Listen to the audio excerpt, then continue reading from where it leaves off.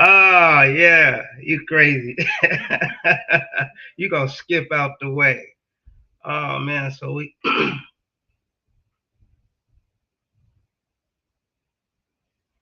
I should have some intro music.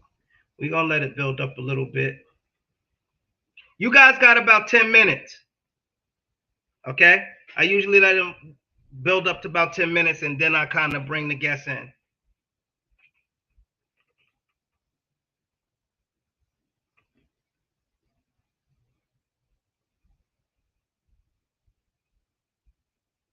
Let me see.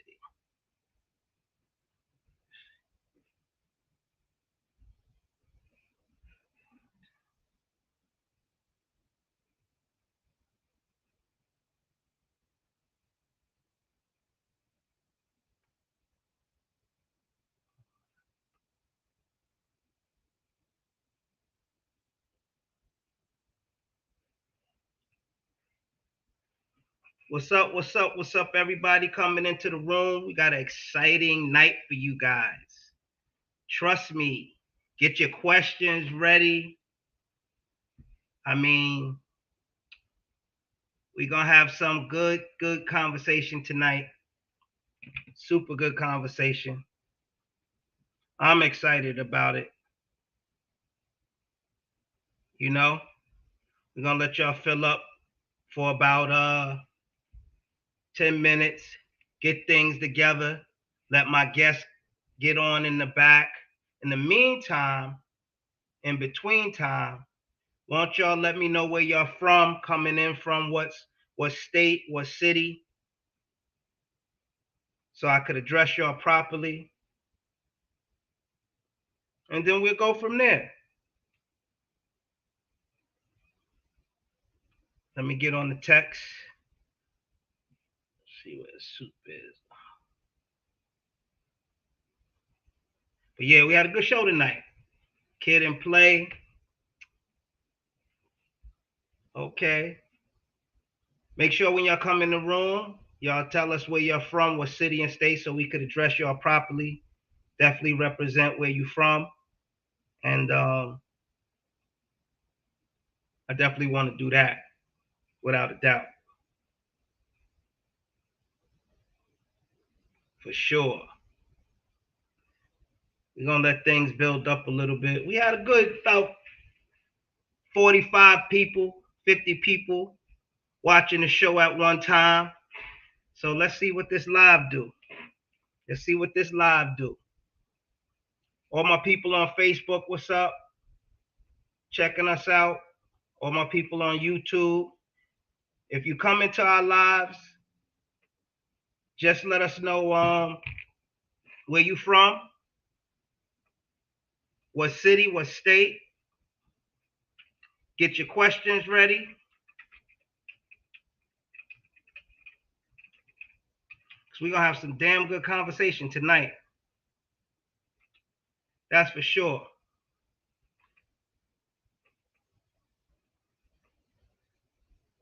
That's what I'm excited about.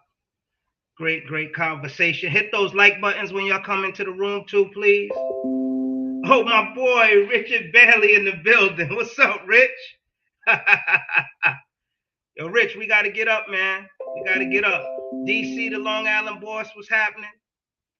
We gonna let the room build up. Get your questions ready, man, because we actually tonight, I'm excited. I'm gonna let y'all know. Tonight we actually gonna have DJ Wiz, Play from Kid and Play, Cool V from Cutmaster Cool V and Biz Markie. So they're gonna be here talking to us tonight, answering some questions. I told you as things roll on, share this live on your social media so that other people could watch, help us spread the word, hit them thumbs up buttons. I know it's early. A lot of people usually come into our room around 10, 15 minutes, but the conversation is going to be good. The conversation is going to be good. Shout out to all my people on LinkedIn that's watching, Facebook that's watching. Like I said, let me know where you from, what city, what state. Share our links on your social media. Post that on your Facebook so that we can get a nice audience. And then I'm going to shout the cities out, the places that you're from. And then we're going to get into the conversation about how important Kid and Play and DJ Wiz was to music and still is. You know, that's an important. They were one of my favorite duos back then, you know, for a couple of reasons, but I'll get into that as time goes on. But yeah, shout us out. Let us know what city. Okay, we got San Jose, California. My first hip hop concert was Soul Sonic Force and Curtis Blow in 1983 here in the Bay. Shout out to Daniel, Jennifer Barry, hello, shout out. Richard Bailey, shout out. DC, the Long Island boss, shout out to you. Kalila, shout out to you. I want to see what cities y'all from, what state and city y'all from. Okay, we got no problem, beautiful Sarasota, Florida is in here, baby. Okay. Rich, where you at? Rich, where you at? Hit those like buttons. Y'all gotta hit those like buttons so our algorithm go up. Y'all know how it go. Hit them like buttons so that we could get things rocking. Y'all gonna have some really good important information, and then you're gonna hear some stories that you ain't never heard before, which is cool. So get your questions ready, because like I said, this is one of the first shows that we actually have the artist that's from the show follow up with us after the show. Usually they just tap in. But yes, let me see what's going on Facebook. How do I do this? Oh, that's why. That's why. I got it on private. Talking to myself.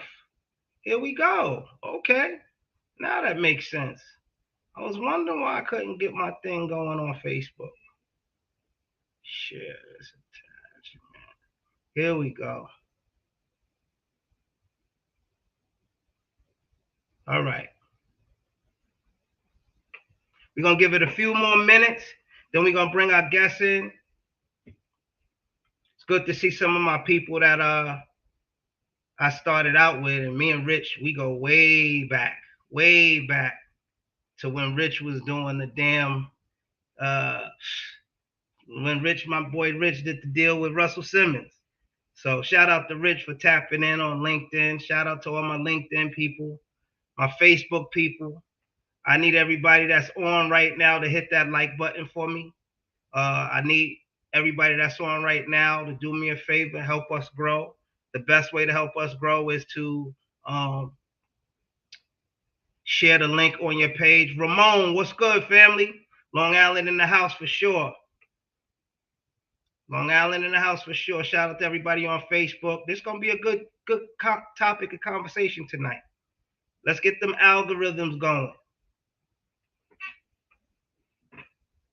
We're gonna give it 2 more minutes, and then we're gonna bring some of my guests in. I'm looking for my co-host. That'd be good if he shot in here. Shout out to PMD. Shout out to Super Lover C. Shout out to Jessica Melendez, the moderator of both rooms, holding us down. Okay, we starting to fill in. Oh man, this is gonna be a good night. I'm feeling it. Yes, hit those hearts, hit those thumbs up buttons, share the link on your Facebook, your social media. Okay, share the live. I told you I was gonna bring y'all something good, and keep in mind what we doing. Ain't nobody really doing what we doing. You know, giving artists them their flowers in the way that we're doing it by their own constituents is a beautiful thing, by their peers, by the people that they grow up with, and the stories that come out on these lives are incredible. That's what I like, because there's a lot of things I've never heard myself, and so when we're talking, and it's good to see the camaraderie between the artists and our hosts, because it's a lot of things that kind of spark their interest, and I love to see the dynamic between them two. So yeah, I'm excited. So in about 20 seconds, we're gonna open up the floor. We're gonna look for some of our regulars that come in, but we're gonna get it going. Cool V, you ready? Thumbs up? Cool. DJ Wiz, you ready? He's ready. Okay. Without further ado, so I'm gonna bring my brother. Um, how can I give him this intro? The intro is just it's simple. Cool V. Uh, if you and I'm gonna say this in this respect to everybody, but one of the flyest cats, one of the flyest DJs, one of the flyest partners in the building. Every time you seen Cool V, he was trucked out. His fashion game was on point. His Kango was hitting. Oh, shout out to Super Lover C. He just zoomed in the building. See, I'll let you get ready before I bring you in. Give me the thumbs up when you're ready. So I'm gonna bring in my brother Cool V. What's up, V? I gave 2 thumbs up. 2 thumbs up, baby. 2 thumbs up. 2 thumbs up. That's my brother right there, man. We got some stories. But Cool V was one of the fly. Hey, yo, you know they just put out a list, Cool V. Yeah. Of best dressed New York artists. Wow. Right? It's 25 of the best dressed New York artists. Now, shout out to my man Gully TV because he had put up a post maybe a week or 2 ago. No, it might have been a little longer than that. He said Cool V was the most stylish truck jewelry wearing in the game at that time, as far as DJs, you know, just your style and how you presented yourself. So I want to salute you on that. I definitely don't want to hold DJ Wiz up. So I'm gonna bring Kid and Play's DJ. I'm also sure he had a lot of influence on the music, the imagery. He was very much a part of the show. Every time you've seen the music videos, DJ Wiz was there. What up, Wiz? What's happening, baby? Salute. Glad to be here. What's up, y'all? Salute to you, giving you your flowers. Hey. That's that guy right there. That's that guy right there. Nah, but hold on. I'm about to say I need some lessons from V because I want to be flying on that list too. You know what I'm saying? I feel left out. What the hell, man? I need some lessons, V. Oh, after this. See, you ready? Look, I don't even know how I made that list, but big shout out to Gully. Right. Shout out to my man Gully. Yeah. So, we can't hear you. No, we can't hear you. Audio. But it's good to see you. That's my brother good to see you, but we can't hear you. That's my brother right there. Yes, sir. No, we can't hear you now. Nope. You're not getting any. I'm not getting any audio from him. Yeah. You wanna let me bring you out and then I'll bring you back. Right. All right. All right, we'll bring them out. We'll get things started. So, Wiz, let's shout out to Ricky Washington. If that's my man. That's Maximum Pressure out there. I know there's a whole history behind DJ Wiz and Kid and Play. But I guess one of the first questions I want to ask you was, how important was the DJ at that time when these groups were kind of making their name? How important was the DJ? Well, from the foundation, I tell everybody the DJ was always the most important person of the whole night, pretty much. You know, like we were always out front, and actually it was the DJ who was the big headliner for every event. Okay. It was the DJ's name out front. From when I was a youngin', you know, we used to have our block parties, park jams, and all of that. And when they put out the flyers, it was always the DJ's name out front, top, first, then the crew, whoever was with it, rappers, you know, dancers, whatever it was. The DJ is always first and foremost the foundation. Right. And so, Cool V, what's your take on that? I mean, we got 2 legendary DJs in the building tonight. So, what's your take on that as well, V? I concur with Wiz. You know what I'm saying? Listen, and let me say this, right? Everybody knew that. Yes. You see what I'm saying? It wasn't a secret. This wasn't a hidden thing. It's just that as records were being made, the DJ less light got put on the DJ. So if the DJ's name wasn't in front of the MCs on the record, then they got kind of pushed to the back. You see what I'm saying? The DJ hold the whole party down. His MCs would come on for a portion of the party. You know what I'm saying? So he was a draw along with his MCs. Everybody was, it was all equal at one time. But the DJ was the bigger name in the beginning, because that's how I even got into music, like as far as DJing.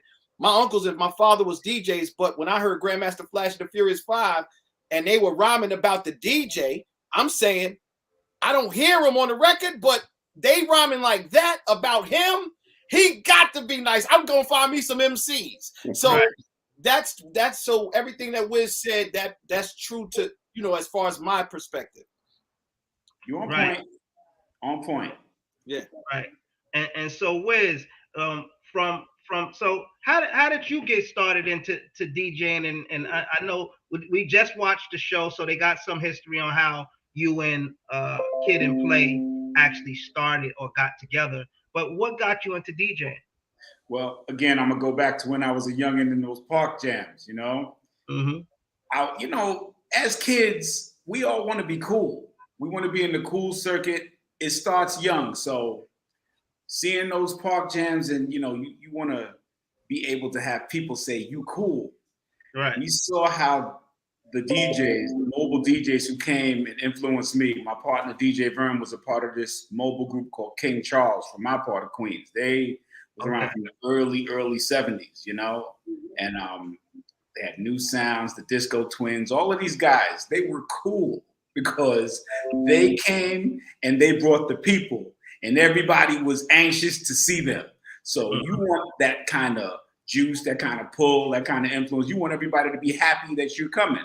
And what they did, we saw what they did. You know, you hear the MC on the mic talking about the DJ and the sounds and everybody yelling and clapping and moving. I'm like, I want to be cool too. Shoot, I want to do that. And also, I come from a household where I heard a lot of music. I had a bunch of older sisters, my pops, hundreds of albums, hundreds of 45s. So I already had the beat, you know. I used to play piano a little bit. I used to play a little guitar in, you know, in grade school. So I always had the bug to do something with music. But once I saw the DJ in action as a kid in the park, sign me up. I want to be cool and I want to move the crowd. So that's what influenced me. You salute. So now I want to get to this question. So Ramon asked, how did Wiz meet Kid and Play? How did Wiz, Kid and Play meet? We are all from the same neighborhood in East Elmhurst, Queens. You know, shout out to Queens, shout out to the Hearst, shout out to Astoria, Calenta. You know, Queens got a lot of history. Queens Bridge, we got so much history in Queens. In my neighborhood alone, in East Elmhurst, Corona, there's such a saturation of talent. Just like the bridge, from East Elmhurst alone, my neighborhood, Kid's neighborhood. Kid moved from the Bronx to East Elmhurst when he was young. Kid, Play. We got Eric B. We got Kwame. We got Cool G Rap and Polo.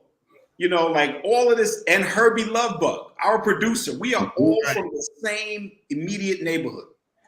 So that alone tells you there was something special in the water down there. You know what I'm saying? Yeah. So we all grew up in East Elmhurst. You know, we all went and hung out at 127 Park at all the little neighborhood hangouts, you know, from 127 to the corner store. We all knew each other, you know? Also, I want to add, because Kid and Play are like a couple years older than me. You know how it is when a kid is even a year younger than you. You don't really associate with them too much. You know what I'm saying? Kid was 2 years older than me. Play was 4 years older than me. So we didn't associate a lot when we were younger. But when you start getting into the older teens and stuff like that, then things come together. And once they find out you do the same thing that they do, whether it's like playing ball or, you know, we used to go to the park and play handball, basketball, or just hang out and listen to those tapes. You know what I'm saying? We all gravitate to the same thing. So they found out I was a DJ And I'm not saying they, Kid and Play. They, my first group, the Turnout Brothers. A lot of people, if you know your hip hop history from Queens, you know about the Turnout Brothers. The Turnout Brothers is a group from 81, 82. We had got a little light from, God bless them, the world's famous Supreme Team, C Divine, the Mastermind, Just a Lot of Superstar. They had their radio show on WHBI. They put us on. You know what I'm saying? I'm DJing for this incredible group from East Elmhurst, Queens, and we on the radio thanks to these guys. You know, we was doing gigs around the city with Dr. Rock and the Force MCs.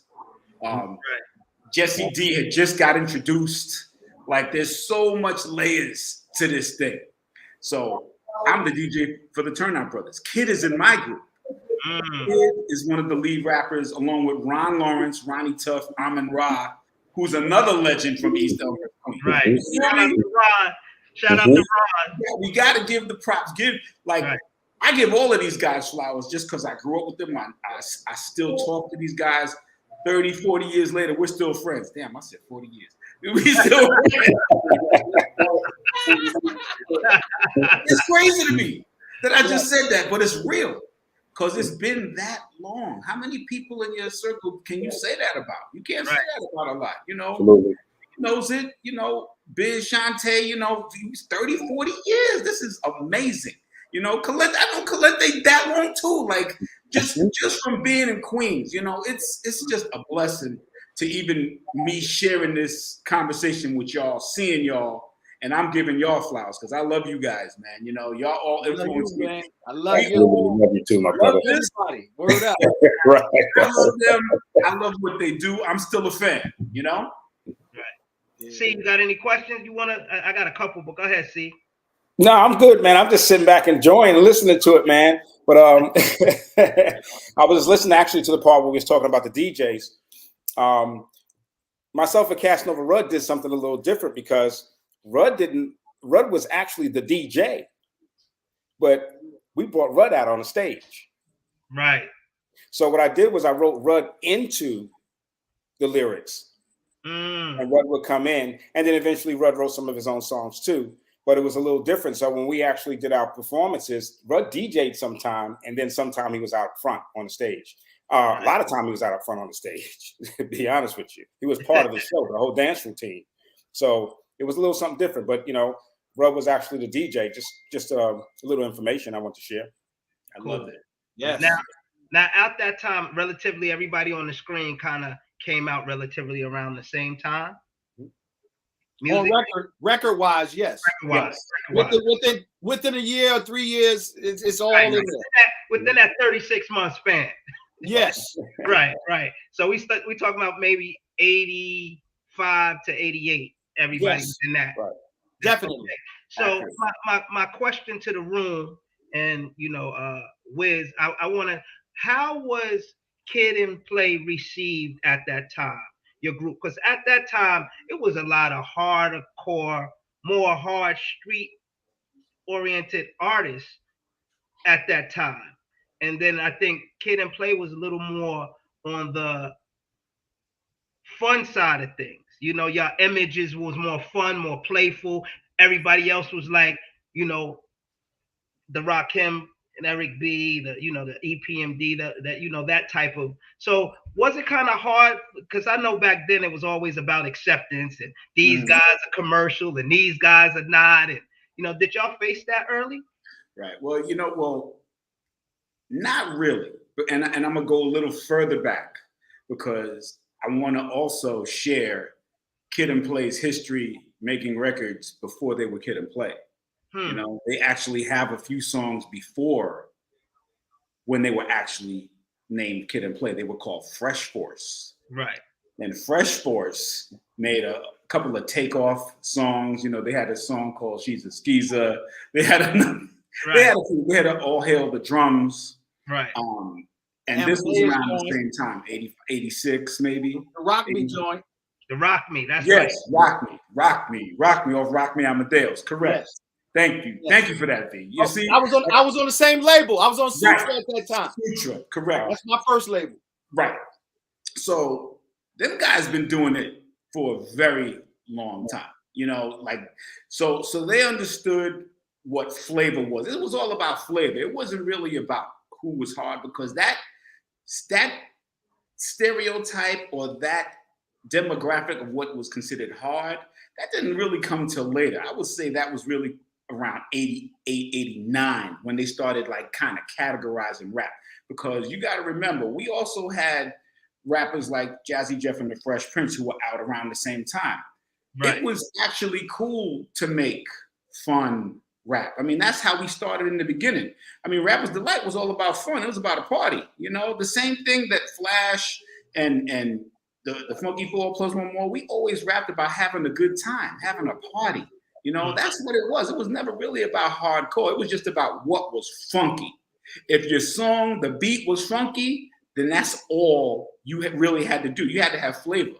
So it wasn't really about hardness or gangster, because that really didn't exist until later, you know? Right. So go ahead, V. Go ahead, V. If I got to say one thing, right? Because everything he said was totally on point. And if it's one spot that cultivated everything that we're talking about, would have to be Latin Quarter. Absolutely. Because all of us was in there, and that vibe that was in that building created a lot of careers. Not because we wasn't doing it before we got there. It's just that we all met each other, and when certain songs came on, you would see the crowd do certain things. Oh yeah. So when now, you know what I'm saying? Do the James, come on, everybody in that motherfucker. Do the James, oh my God. You know what I'm saying? So the vibe in the Latin Quarter was a catalyst for a lot of the fun. You know what I'm saying? Now, if I go uptown and all of that stuff, I go to like hip hop boot camp, because then you got the Mike and Dave parties, then you got the rooftop, and when you finally make it, you go to the Apollo. But Latin Quarter is that tourist area in Manhattan where they got the Tuesday nights, they got the weekends, you know, it's the different nights. And you could see Wiz on any given night, you could see Super in any given night, you could see Biz, anybody. And that's where you really knew that everybody got that feeling that we all belong. Right. Absolutely. I want to add something to what V just said. Okay. And it also adds on to what I was describing about hard, this, that. But what he said about the vibes, man, let me tell you, and Calente can add on to this too. When certain records came on, it didn't matter what part of town you was from, just certain records created a vibe. Okay. Now you said Do the James. That was one of them. Absolutely. When they threw on records like anything BDP, anything KRS-One, anything Ultramagnetic MCs. I mean, you know what I'm saying? What you call it? Word from Brooklyn. Freddie B and the Mike Masters. Word. Dude, these records, when they came on, it didn't matter where you were from, man. Like, people just went bananas. Rap's new generation. Forget about it. The crowd went nuts. Absolutely nuts. And it's all about the beat, though. You know what I'm saying? It wasn't nothing about hardness. Those beats just ignited what hip hop was really about. Period. Right. Yeah. So we're gonna take it back to the early stages of hip hop, and one of the things. So how hard was it to actually get a record deal at that point, at that time? Talk about that. All of you guys had a record deal, but how hard was it to actually get to a Sutra Records or a Cold Feeling or a... You start that off, V. Let V start that off, because I didn't have a deal with Sutra. Kid and Play had that, and I know they had to go through their channels, but you there you go. So I didn't have a deal, but my man that was from around my way, he made his first record. He was on the way to making his first record, so he made a demo tape. He said, V, I'm gonna make you a star. You're gonna be my DJ. You know what I'm saying? So he took me to the studio. We went to Electric Lady Studios down in the Village, did the record with Bert Reed from Crown Heights Affair. And the record was called Education. And I didn't get no money, but they did write me a check. They wrote it to my man. He was supposed to give me the money. Whole nother story. Oh, so that's how those deals started, like that. Yeah. So what I did get from Sutra though they put me in the record pool. They had me in the system as an artist on their label. So I got all free records, the Fat Boys, every record that came out, all the stuff. I would get all the records, you know, the Fresh Force crew, everybody. So Curtis Blow used to be up there too. And I'm, you know, that's the first time I really met Curtis Blow like that in that setting. And he sat there and chopped it up with me. He was like, yeah, man, just stick with it. You know, it's going to be all right, you know. And next thing you know, Biz started getting around with the Juice Crew. So we was already moving a little bit, but we wasn't saying we was just going to clubs and trying to get on. Right. And then when Biz did the Make the Music joint, it took off. But I still wasn't part of the label. Like Soup put Rudd in there. You know what I'm saying? If the Biz would have just added my name,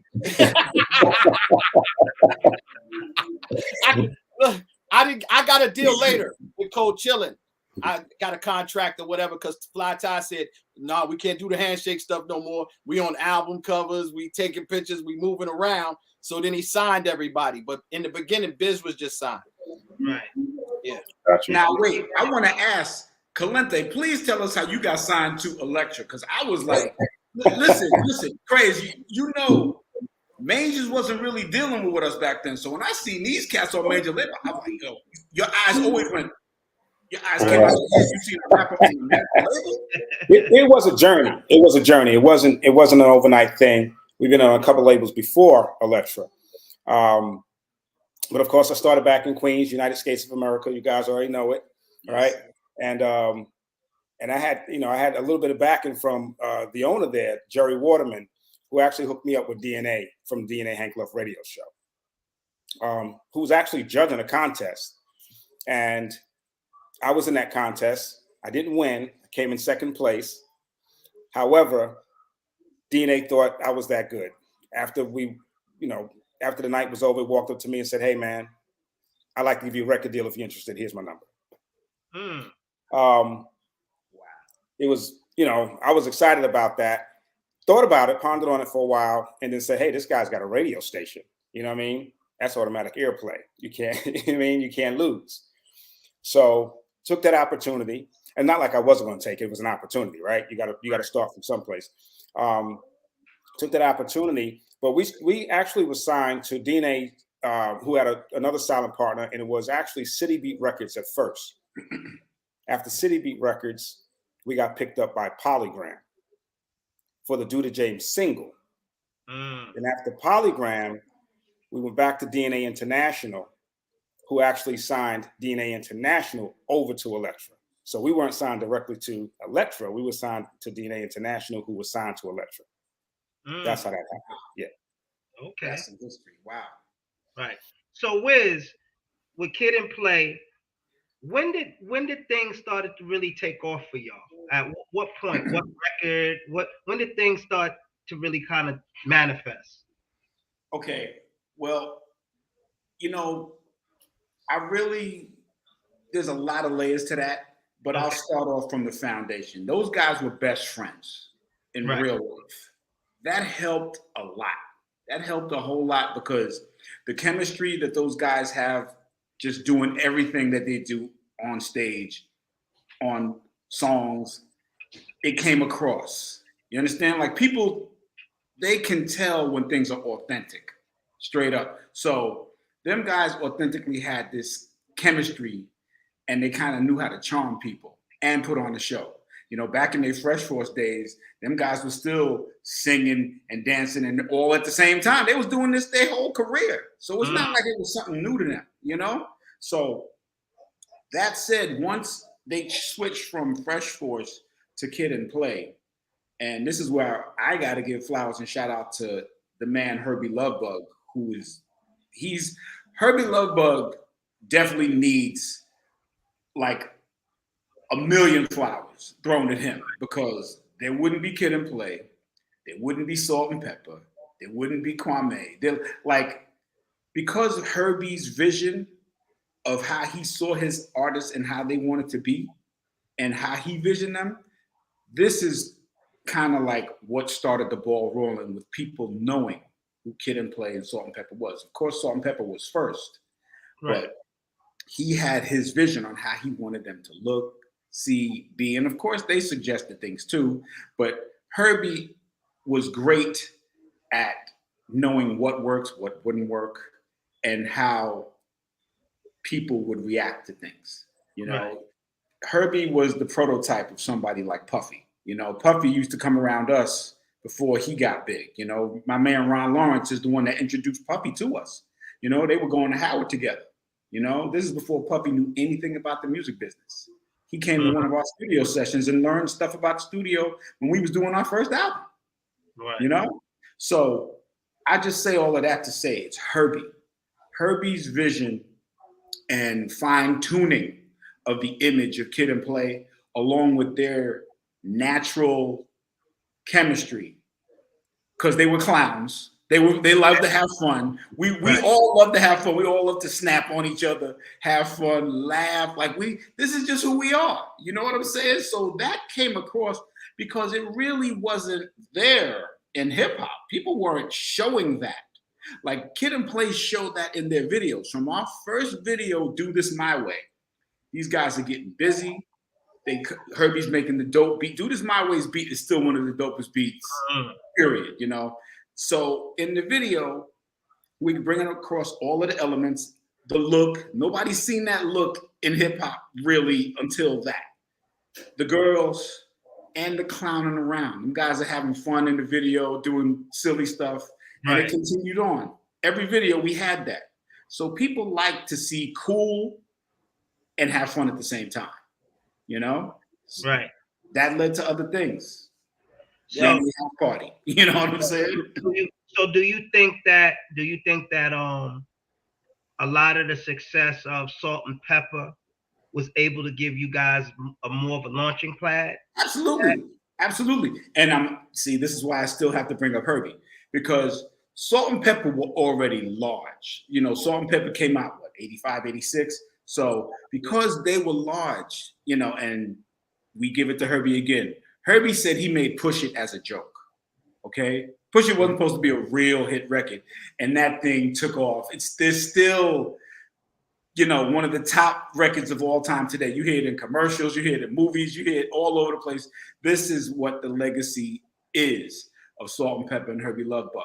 So because Salt and Pepper was so big, Herbie put us on their tour in *88.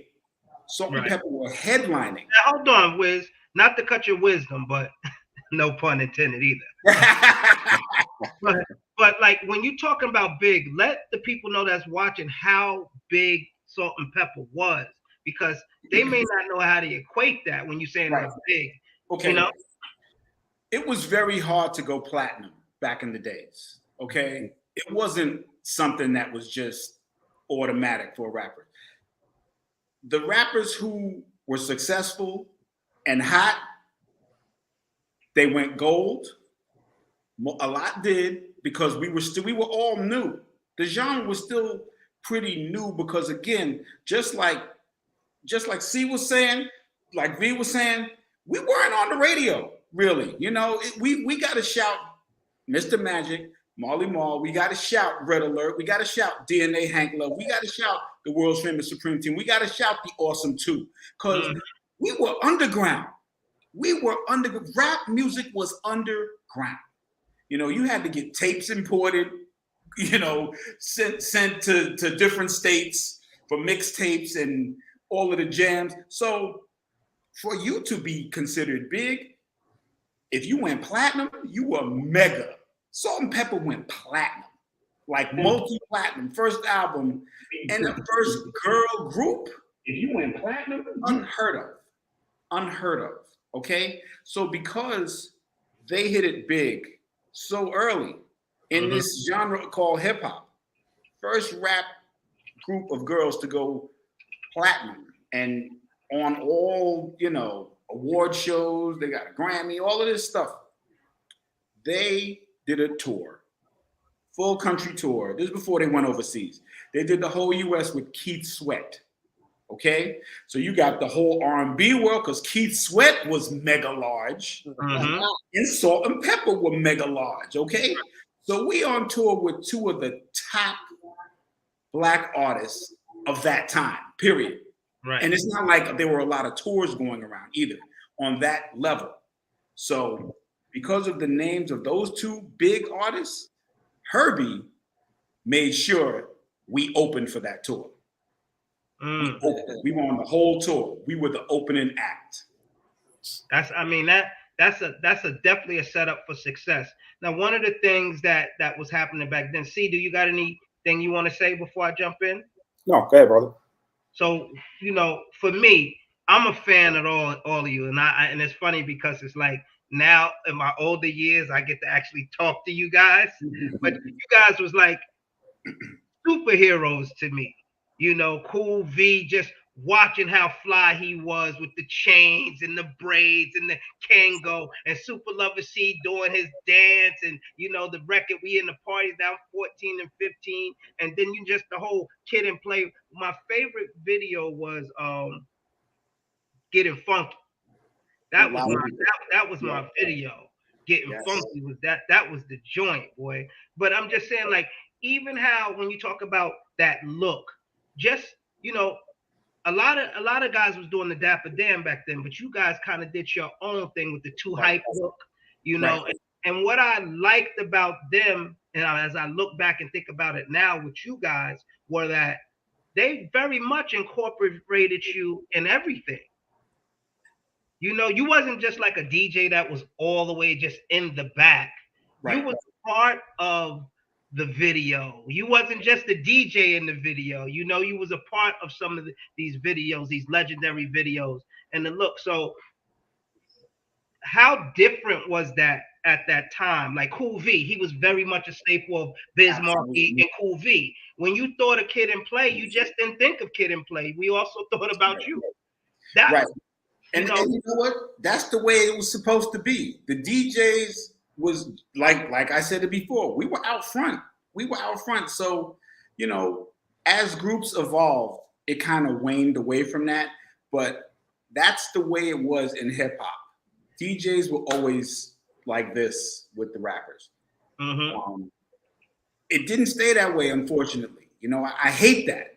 I really hate that the industry is kind of like shove the DJ to the back, and it's all. Why do you think that is? Why do you think that is now? Well, and V, you can answer that as well. Well, you know what it really is? It's a lot of things. Technology is definitely one of the reasons. Technology has made it easy for people to call themselves a DJ, and I say quotes like this. V knows what I mean. C knows what I mean. Kraze, you know what I mean too. Mm-hmm. People call themselves DJs, and they never touched a piece of vinyl. They never carried a crate. They never had to buy a cartridge or needles. They never had a crew of roadies carrying 20 crates.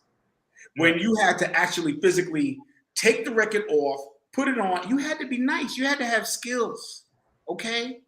So you kind of earned that respect as a DJ, where now you don't really need to earn anything. You can actually just download music, or somebody can just sell you a hard drive and you can get all of the songs that we worked hard to buy and actually, used time and techniques to mix vinyl. It's just a level of a lack of respect today. That's the best way I can describe it. I want to add to that, Wiz, actually going into like rock and soul and finding the vinyl. Now you can get it from anywhere. But I mean, actually finding a record. You know what I mean? Right. And having a copy of it and having a collection, and you know what I mean. It's just that just doesn't exist anymore. And I actually saw a post today of Michael Rappaport, who actually went in on somebody about the very thing we're talking about right now. Yeah, it's like people today, from the artist to a lot of the heads in radio or music streaming. They don't know the history of what we did. They have no clue, like how we're discussing. They're clueless. They can listen to this and be like, oh, really? Like, I didn't know. They don't know what we did to earn our spot and earn our position in this legacy, why we're getting flowers. They have no idea. They just know that they're there. They don't know why they're there, but they have no idea what work was put in, you know? It's a lot of reasons why they don't have the DJ out front anymore. And hopefully somebody will hear this and understand the importance of it, because we are the ones who created everything. You know, I listened to a brief synopsis today. They were talking about hip hop history, okay? Mayor Adams in New York.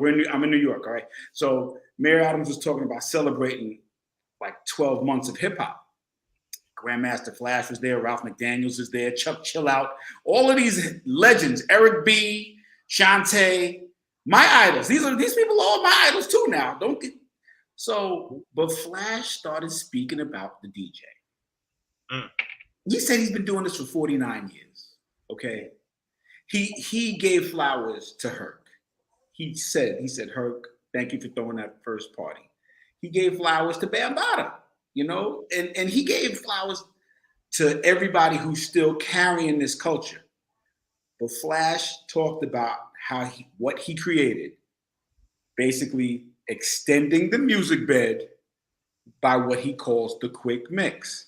Today's DJs have no idea what the quick mix is, thanks to technology.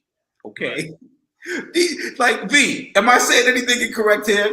Listen, man, listen. It's Kid and Play Flowers. I'm listening to Wiz. Everything.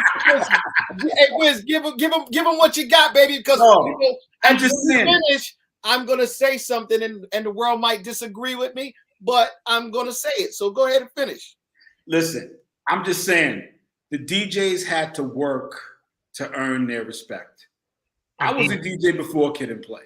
Okay, I was in DJs back in the late 70s. I was in a crew called the B-Boys. Okay, we're in grade school. Okay, I'm in grade school. I didn't have no Technique turntables. I didn't have no mixer. You know how I learned how to mix? I stole my pop's Gerard plastic turntable from Corvettes. My other friend stole his parents' Gerard turntable. So we got two Gerard plastic ass turntables. Put them right next to each other. On a receiver, on a, I don't know if y'all know what a receiver is, so let me explain. It's a radio, it's a unit that had a radio and a cassette deck or an 8-track deck all built in, and it has speakers coming out of it. And those units had what we call the volume knob and a balance knob. The balance knob was for the left speaker or the right speaker, or you could listen to them both at the same time. You could switch between the two or leave it in the middle and listen to both at the same time. We used the balance knob as a fader. That's how I learned how to DJ. One side of the records, one phono was plugged into the right side. The other phono was plugged into the left side. And we went back and forth. No headphones. No headphones. We did everything visually. We've marked the break, got the line on the record. We say, oh, that's the break. Oh, we know how many times to spin back. I learned so bare bones, grassroots. We just knew, man. That's how we taught ourselves, man. You know, you will find a way when you have limited resources. Yeah. And we found our way. My whole crew, the B-Boys. Ron Lawrence was in that group too. Wow. Ron got some history. I'm in Raw. Shout out to Raw. That's right. Shout out to Fly Tie. Yeah, I didn't even know Ron Lawrence's name. I didn't even know Ron Lawrence was his name. I only knew him by Amin Ra. I didn't know right. I never knew his name. Hold on. We used to call him Ronnie Tough. Ronnie Tough was his name back in the days when he was in the crew with me. Yeah. And Ronnie Tough. Yeah, Ronnie Tough. That was his MC name. Ronnie Tough, yeah. Ronnie was an MC, and his name was Ronnie Tough. So let me give Ron his flowers too, because Ron's brother was a tremendously important figure to DJs back in the days. He's one of my idols too. His name was DJ Dance Master. His name was who? Ron's brother? Yeah, like I know. I'm just saying, how so? You said he was like, this. Oh, because he was like an international DJ at that Really? time when I was a kid. Wow. Ron had access to this guy's records. Ron had access, like, just like V said about the record pool earlier, being down with Sutra. Record pools was a big deal back then. You couldn't just get in no record pool. This guy was in one of the first record pools of all time. Like, this guy had mountains of vinyl all over his basement. Mountains. We got promotional copies of Disco 12 inches that were never released. We got all kinds. I remember when I saw the first John Davis and the Monster Orchestra album, thanks to this guy, with I Can't Stop on it. I Can't Stop. I'm like, yo, you got a what? My head exploded, but I'm just giving you small tidbits here. Right. Ron Lawrence's brother, DJ Dance Master, he was an icon. He used to come play in the park and play it. He's one of the first DJs to play it, like Studio 54, this club called Regimes. All of these elite clubs in the city that nobody could just go in and play. This guy was getting flown places. Like, he's one of my idols. Another guy I wanted to be like, a cool person. You know what I'm saying? Yeah. Right. Yeah. So go ahead, V. What was you gonna say, V? What I'm saying is, because we giving the flowers, and I've said this outside of what we're doing right now. Kid and Play is maybe the most rounded group, because they do everything within the group. They got the fashion, they got the look, they got the dancing, they got the records, they have the DJ, they have it all. You don't have many groups in hip hop that have everything. And then they went on to be successful actors. You know what I'm saying? Anything they do, it's like a natural for it, because you see a kid doing comedy. You know what I'm saying? That's natural. Yes. It's like, yo, when I really saw him, it wasn't like a rapper trying to be a comedian. It was a comedian saying, yo, I just rapped before because I don't have a lane for this shit.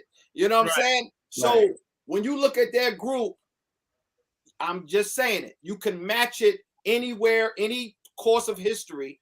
They're one of the most well-rounded groups as far as everything that you can do.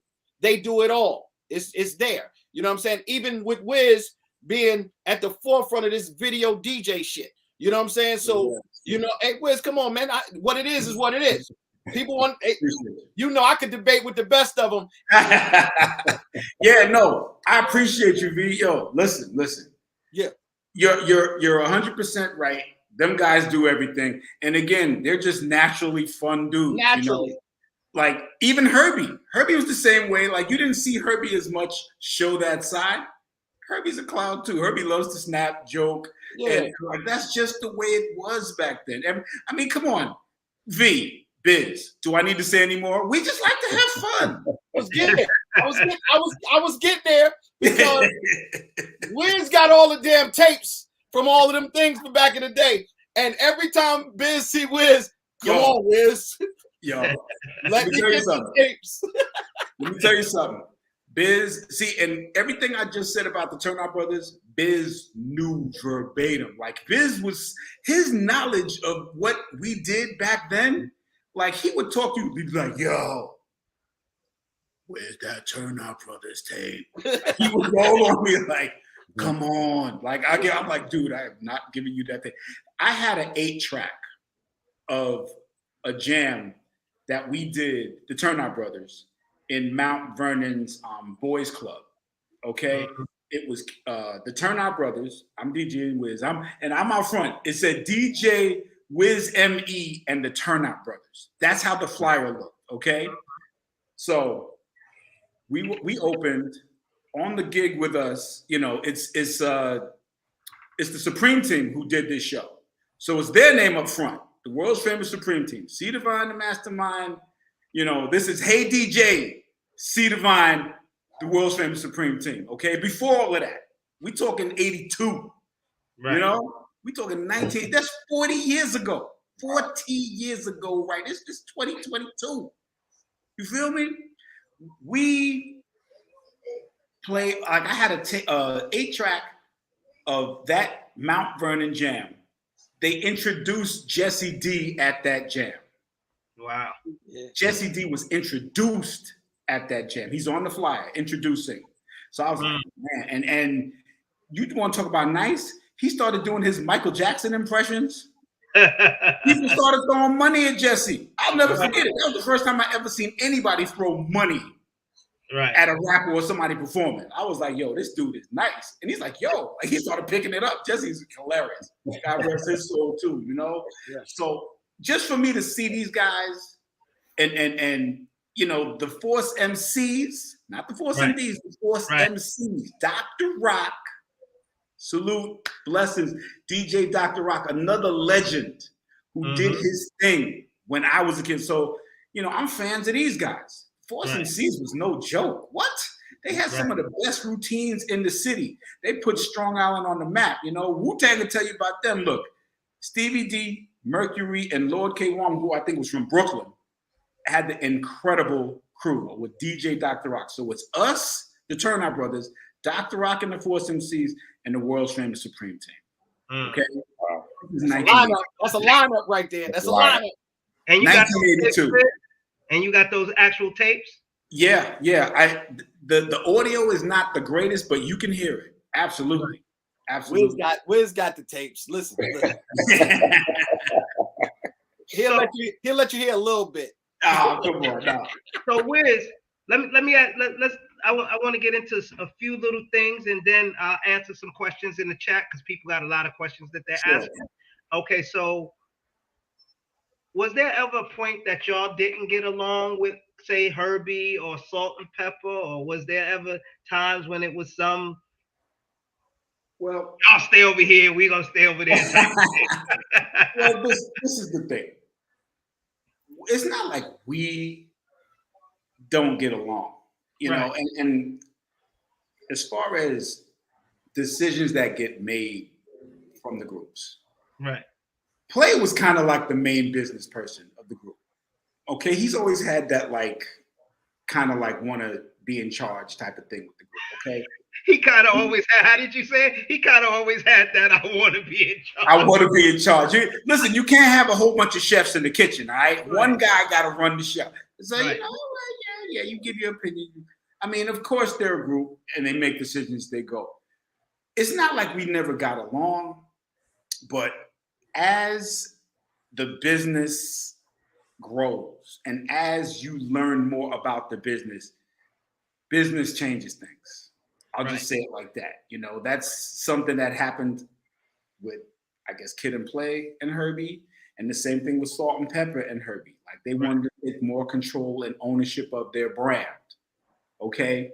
And this seems to be a trend with most artists. You know, they might not like how things started out as far as business and negotiations and contracts or management. You know, Herbie actually managed us and produced us. He did everything. Right. Okay. And back then, I didn't see a problem with it because everything was working. Okay. Herbie, again, like you said, they did everything. And Herbie's vision is kind of like what made us accessible to everybody. You know, we were presented the way we were because of him. And just like the same thing he did with Salt and Pepper. And when you're hot, Herbie was hot, you know, just like how Marley was hot with the Juice Crew. You know, these labels come knocking at your door like, yo, what else you got? Yo, you got one for us? Because rap was so new. There weren't a whole bunch of Herbie Love Bugs and Marley Marls back then. You know, there were not. They was just them, to be honest with you. And then on the West Coast, you had Dr. Dre coming on the other side behind us, you know? And this is what kind of led the legacy of production companies and, you know, just those cliques of circles of talented houses of rap artists. Mm-hmm. So to your point, we all got along, but business changed as we were going, which when business changes, people start to drift apart a little bit. You know what I'm saying? But it's not like we ever had beef. We never had beef. Never, you know? Beef was like, you know, not to say we were perfect. You know, cats might get into a little argument and get over it in an hour or two or something like that, but we never had beef. Those guys are my brothers to this day. Like, I don't go on the road with Kid and Play. Like, I might do certain shows with them occasionally, and it's always good to get back with them and snap and have fun like old times. Right. But things change as you go. Right. I can't speak on Salt and Pepper. That's a whole nother animal. I'm just speaking for Kid and Play now. Yeah, it's Kid and Play night tonight. Yeah, it's Kid and Play night. Pepper got the star on the Walk of Fame. They, you know what I mean? Oh my God, I'm so happy for them. We all are, man. And everybody was there. Yes, everybody. That's beautiful. You know what I'm saying? So, they can talk about, all of that. They got the movie. What I'm trying to say is Kid and Play doesn't get in these conversations where you really understanding how great they were. You know what I'm saying? And Wiz is included in that. You know what I'm saying? And Bro Rab is on the road with them from time to time. Yes. I stay Kid and Play, in tune with what's going on. What I'm trying to say is, but knowing them from the whole ride and seeing them go like this, it wasn't like it wasn't destined. It was They had everything. They couldn't fail. How you gonna fail? They got their own fashion. They got their own look. They're not looking like nobody. They're not sounding like nobody. Now dancing, everybody's dancing, but how many crews have both MCs great dancers? How many? No. You know what I mean? You got the DJ. You got hit records. See, sometimes you could be a great group, but not have the big records to push you over the top. You know what I'm saying? They got the personality. They got it's you can put them in any great conversation. Yeah. Any move you make, you could put Kid and Play in that conversation. And if you really think about it, they're supposed to be in that conversation. So when people say you want to give them flowers, what I say, Kraze, you give Kid and Play flowers. Shit, hell, man. Who don't want to give Kid and Play flowers? I'm giving the whole fucking bouquet. Listen, listen. You speak in fact like B. This is what I don't like is when people don't acknowledge what these guys have done. And I'm not just talking about music. You said acting. Okay. Now, if it wasn't for House Party, there wouldn't have been a lot of movies that came after that. This is before Friday. This is before Boys in the Hood. This is before all of that. House Party was the first successfully financial hip hop movie. That's why, I mentioned Herbie, in Marley Marl, you got something hot. People want more of it. People want more. So House Party was successful. House Party was made on I think, $2 million budget, something like that, something real low. And they made like 50-something million dollars. Right. You ain't got to be a genius to see the profit margin. So this is New Line Cinema, they first roll on a black movie, House Party. Right. Hip hop black movie. Right. Also, a movie that was limited in theaters. You couldn't just go to any theater and see House Party. It was very limited screens available around the country. So because of that, and this is, I'm learning because I don't know none of this stuff. I'm listening to Kid and them and, them talk with their agents and all this. I think they had 700 theaters around the whole country when most releases get damn near 3,000 theaters. Wow. So because it's in 700 theaters, guess what? Every show was sold out. Right. Every last show was sold out. So this is why they were successful, because people wanted to see this. This is the first time you're seeing these black cool kids on screen doing hip hop and funny and full force. I'm gonna kick your freaking ass. All of this stuff, like you seeing all of this on screen for the first time. And hip hop and Tisha and Martin before Martin. Right. Like all of this was just so new back then. So because of that, they got to do a second House Party. They got to put more comedians in that because Queen Latifah got to be in House Party too. Right. You know what I'm saying? Like this is before all of her stuff, all of her real big stuff. So Kid and Play did things like that. You have Martin Foundation, Kid and Play. That was his first major role. House Party 2. Kid and Play did that for a whole bunch of parties. A lot of people don't realize Chris Tucker's first movie was House Party 3. His first movie. His first movie. I didn't know that, but you feel what I'm saying? Learn something every day. But this is why I feel a lot of people don't really know what these guys have done. You know, like his first movie, Before Friday. Wow. That cartoon too. Cartoon. Come on now. Marvel comic book. Marvel comic book. That's the one. Come on. See, Marvel what I'm comic trying to book tell you is, listen. Come on. Listen. You know listen, that's why we have to have these things. We have to have these conversations so people out there can understand that, you know, see, somebody's going to see this 100 years from now. This ain't about today. This is about later on when nobody said it. We have to say it now because we losing soldiers and queens as we sit here, kings and everybody. Listen, so let's let the hit tell it the way it was. Let's tell it the way it is. Don't put you ain't got to put no extra spice on it. The spice that you got is good enough.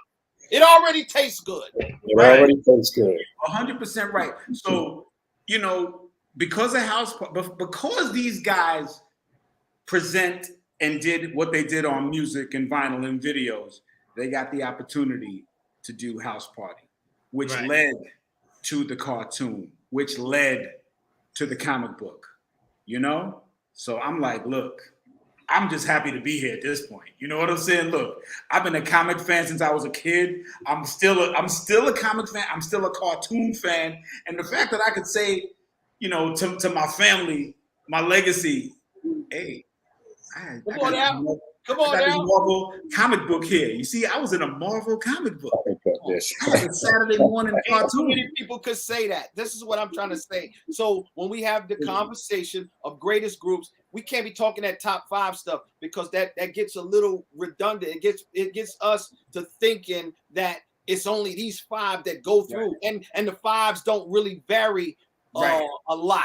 You know what I'm saying? I hate that. We're in a society where everybody has to think alike. Right. You understand what I'm saying? And we don't have to think alike. We got separate opinions.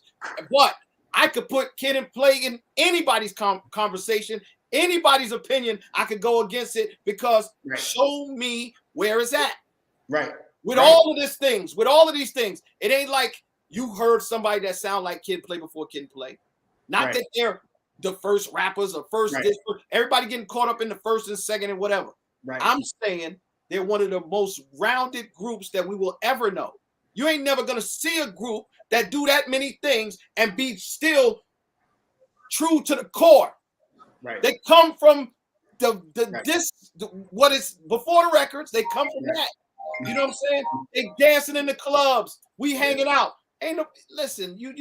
It's a beautiful thing to say Kid and Play is still around, still doing shows. I just did a show with them, a party with them. It was an event that I do for Down syndrome at the Squalapalooza out in Pennsylvania. Every year we do. And I was lucky to get them to come to the backyard because we have it in my man's backyard. Big shout out to Squally. You know what I'm saying? We call it Squalapalooza. And everybody's, you know, I try to get everybody to come there and understand that we still have the vibe. It's still that vibe. You know what I mean? So Kid and them came up, you know what I mean, had fun. Yeah, and, man. God bless. It was just a good situation. And like I said, we're in our 50s and we still can have fun like when we was teenagers and laugh. I'm on the radio with Roxanne Shante every day. I'm on the phone on the radio with my sister every day, laughing, having fun. I'm coming up there and crashing one day and hang out with y'all. Man, I want to laugh too, damn it. Wiz, come on, man. Come on up, Wiz. Listen, because Wiz is at the cutting edge of the video DJ. And as far as hip-hop DJs, how many people was doing it when Wiz was starting out doing it? Nobody was doing it. That's the whole reason I started it. I'm like, look. People don't know that, though. Say that again. Say that again. What was Wiz doing? He's one of the cutting edge video DJs in hip hop. I'm not talking about somebody that has the technology and is doing it somewhere, but I'm talking about from what we come from. You know what I'm saying? Right. It wasn't nobody else in the groups doing it. Right. Wiz was doing it at a time when, you know what I'm saying, and still doing it. You know, I got some videos now, Wiz. I'll be messing with it. Please. But big shout to everybody that do that. It's a beautiful thing. You know, I go to the EDM parties. Right. No, it's incredible. It's incredible. And sometimes I just go to the party just to listen and look. Right. And look, V, the whole reason I started that was because, and this was back in 2000, late 2005, early 2006. Not to cut y'all off, not to cut your wisdom. Play just hit me, said he'd be on in about another 15 minutes. Okay, good. All right. The whole reason I started doing the video mix party is because, and this is back in 2006, I think, what was I watching? I might have been watching 106th and Park or something, and they was showing, they had a video, an old school video flashback of the day, and it was DMX. And I'm like, old school? I said, they call DMX old school? Come on, man. Am I hearing things like, and it was something that was out like last year, like the year before. That pissed me off, number one. And number two, I'm like, well, what about us? If that's old school, what are we? You know what I'm saying? Come on now. So, and I said, they're not representing us. Like nobody looks back and gives us out. This is back in 2006. Nobody's looking back and saying anything about our era. But us, and I'm saying us, Calente, V, nobody's playing, Girls I Got Them Locked, or Nobody Beats the Biz, or Rolling with Kids. Ain't nobody playing none of that. Their kids will be like, huh? What's that? Like, so. Well, we got on Rock the Bells every day. You know what I'm saying? Right. Thank the Almighty for LL Cool J. You know what I'm saying? Look. But so because of that, I said, yo, they not gonna forget us. I'm gonna give a forum where they can see us, you know? So I'm like, look, we're gonna have our classic hip hop party. We're gonna play our era and just keep it moving because they ain't gonna forget us. So to do that, I said I can't do it without the help of my brother DJ Ralph McDaniels from Video Music Box. I said, Ralph, Uncle Ralph, please do this with me. You are the king of videos. Like, I can't do this without you, you know, period. He's the Lord of videos, period. Nobody can touch Ralph, okay? And not MTV, not BET, because Ralph has stuff that is exclusive to even New York parties. Like Ralph got Biggie and Jay-Z on stage together rhyming. Come on, where you gonna see that? Video Music Box. But they filmed a lot of them. So they archives is way deeper than anybody could ever imagine because Ralph is, you know, that their whole company did our first videos and a lot of other people. Right. Classic Concepts. Yeah. Right. So they are the mecca of hip hop music videos by far. Right. But let me say something to every point you said, Wiz, and I agree with everything you said. Mm-hmm. We have to stop saying old school. We have to. Classic. Not nobody else. Classic. That was our slang. We endeared it. We loved that slang when we were coming up. We didn't know it was going to be to our detriment. Correct. Absolutely. What I'm saying? So we took pride and said, yeah, I'm old school, fam. Right. You know what I mean? And we was good with that. But so imagine how I felt when they said old school and they playing DMX. DMX, right. Listen, but they were only copying what they heard from the elders. But it was 1 year. It was like 1 year old. I'm like, how they gonna call it? I hear you. But if we never said it, they would have never picked it up. Right. See what I'm saying? So we can't blame them for saying it because we gave them that thing to say it. And if you know anything about a young person, they don't want to be associated with anything old. Correct. When you say old, it's like they don't even want to hear it, let alone if they might like it. They might like it, but they don't want to hear it because you say, yo, this is old school. They'd be like, blah, blah, blah. You're right. You know what I'm saying? So we have to say classic because they do want to hear classic and they do want to learn classic things. So we have to change our language. We got to change our slang. Unfortunately, old school's not good no more. Right. It's not to say it. It's cool. Whoever uses, I'm not beefing with you, but if you want to be respected, you got to start respecting yourself in a way where you don't use terminology that comes against you. Correct. I want to give flowers to my brother Dana Dane, who's also down with Idol Makers and Herbie Lovebug. I'm wearing Dana's shirt. Okay. Well, I'm going to get one. I'm going to get one. Look. But Dana was the first one to say to me, what you just said. He said this a couple years back, like a good number of years. He said, we don't use that term old school. We use classic. Gotta use classic. You have to use classic, because if you don't use classic, and then you talk about people ain't recognizing and ain't learning, young people don't want to learn old things. They want to learn new things. They want to be progressive. So when you say classic, they say, well, if I listen to classic, it'll help me move forward in the future because I'll have something that somebody my age don't have. This is the classic material. Right. You know what I'm saying? Yes. So we gotta change it. We can't let it slide. Right. When you see somebody say, fam, we ain't old school no more. We classic. Right. That's it. Salute. So Wiz, I have this question for you. Someone said in the room at some point, did Kid and Play get bigger than Salt and Pepper for a minute? Did their popularity get bigger than Salt and Pepper? Did y'all ever see that happening? Only on the level of movies, probably. That's it. Salt and Pepper never faded as far as music. Mm-hmm. Salt and Pepper had their catalog was much bigger. They had a longer life as far as making music and albums than Kid and Play. You know, they definitely have a larger body of work as far as music, but as far as from a media standpoint, you know, Kid and Play, as far as from House Party 2, Class Act, the cartoons, like they were probably even as far as visually presented amongst the world, as far as outlets, because Salt and Pepper's legacy is much longer than Kid and Play, you know, as far as music.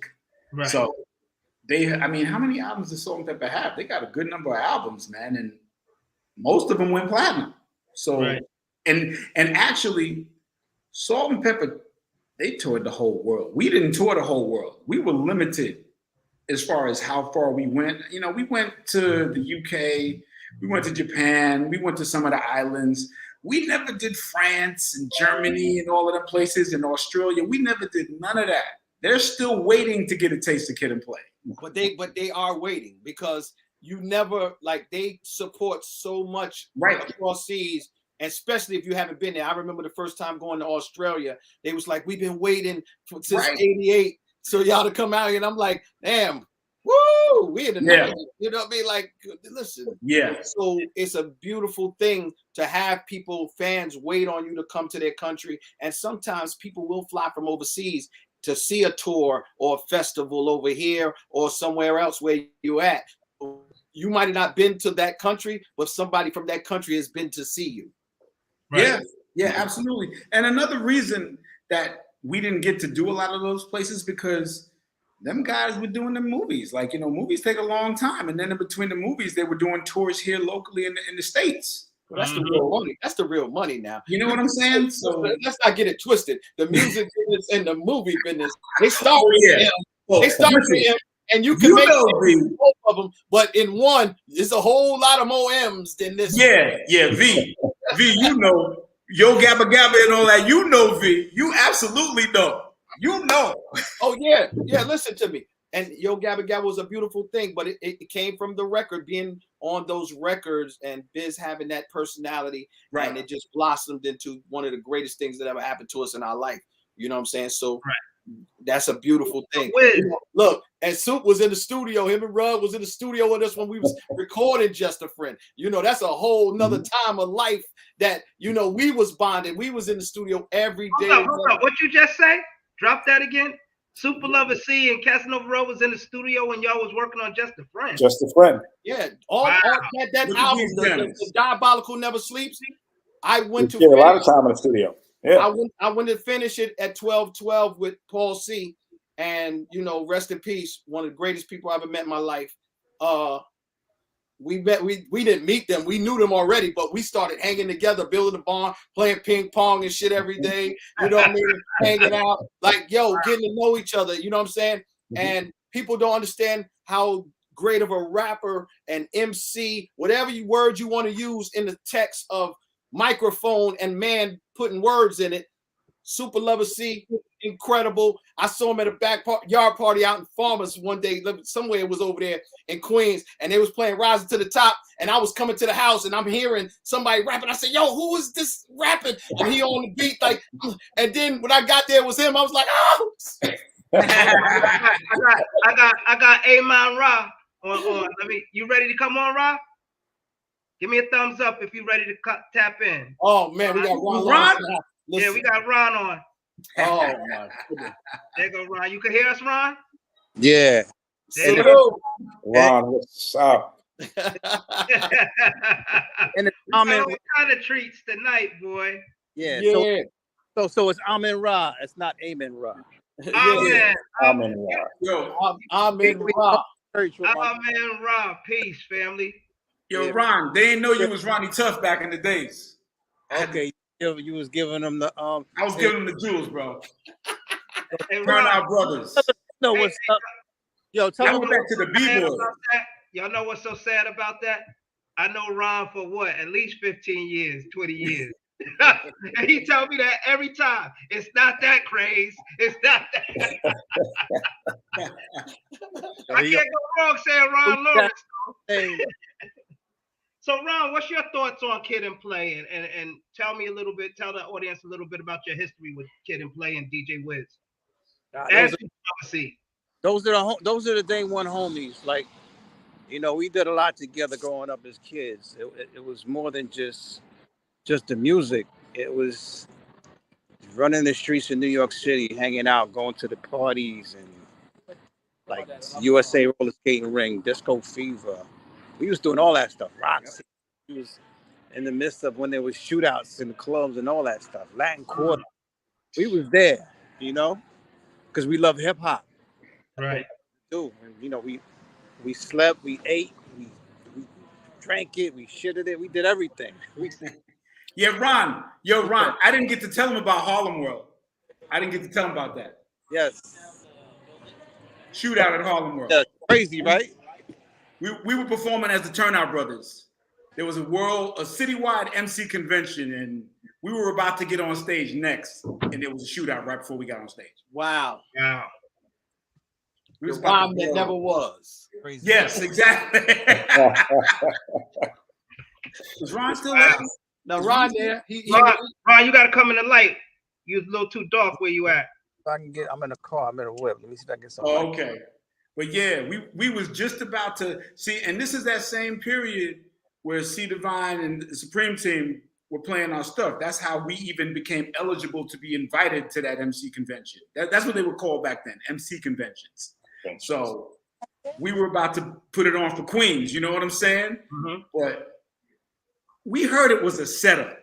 Why there was a shootout right before we was going to get on. You know what I'm saying? Like, the place was sold out. Harlem World was sold out to capacity. And right before we got on, you heard a little pap.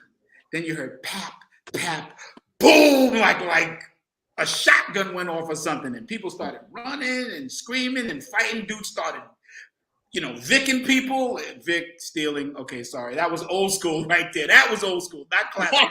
That was straight old school. They were stealing people's hats, Kangos, sneakers, because Pumas and Adidas back then were a big thing to just take from people, and gold chains. So all of this is going on right when we're supposed to perform. So needless to say, the promoters took the money and the gig was over. No champion, no money, no nothing. Well, I think that you, Ron, and everybody involved that was there should do a video about each one of y'all's points of view about this moment in hip hop that the world needs to hear, because this is what content is about right now, right? Y'all have that story. You understand? And all of y'all have went off to be successful, but that moment, Harlem World was like a mecca of everything. All of us was there. Yeah. The Red Alert was there. Dougie Fresh was there. Ron, who was promoting that again? Ron, you there? He looked like he stuck. He froze, Yeah. Oh, okay. But he might have froze. Let me Let me let him tap back in when he comes back in. Yeah, I think Play's trying to jump in, but his camera's not connecting. So I just texted him. I'm gonna see if his camera connects, but he's in the back room, but I can't see him. So I'll bring him in when his camera comes in. V, that's a good point. Come on, man. That's y'all thing. Because I would love to hear that story because you know I got stories similar. I got a show when Superman was performing up in the Bronx and the spot got shot up. You know what I mean? Me and Biz performed. Listen, I'm saying this for the first time worldwide right now. Me and Biz was performing. I was beatboxing for Biz. Biz was rhyming. Right? And we was doing Old Dirty Bastard and Genius Routine. Oh, was it the Zodiac? Was it at the Zodiac? At the Zodiac. Zodiac. Wow. The Zodiac. At the Zodiac. Mm-hmm. I was beatboxing, business rhyming. We doing their routine because they had this funky routine.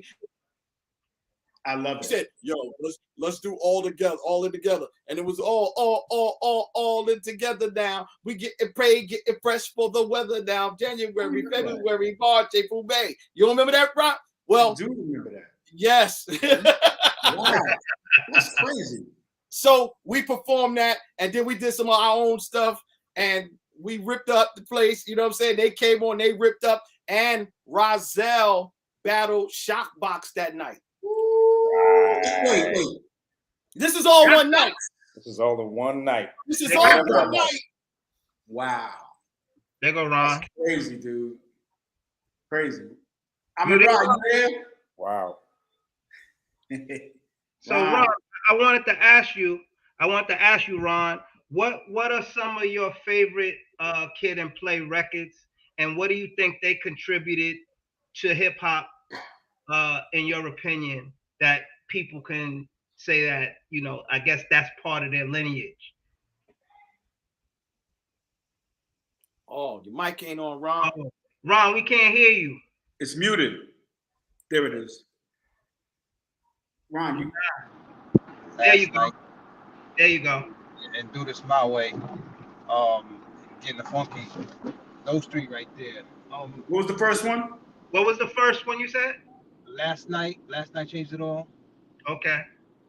Yeah, Do This My Way and Getting Funky. And those why are the first three singles? The first three singles set the tone.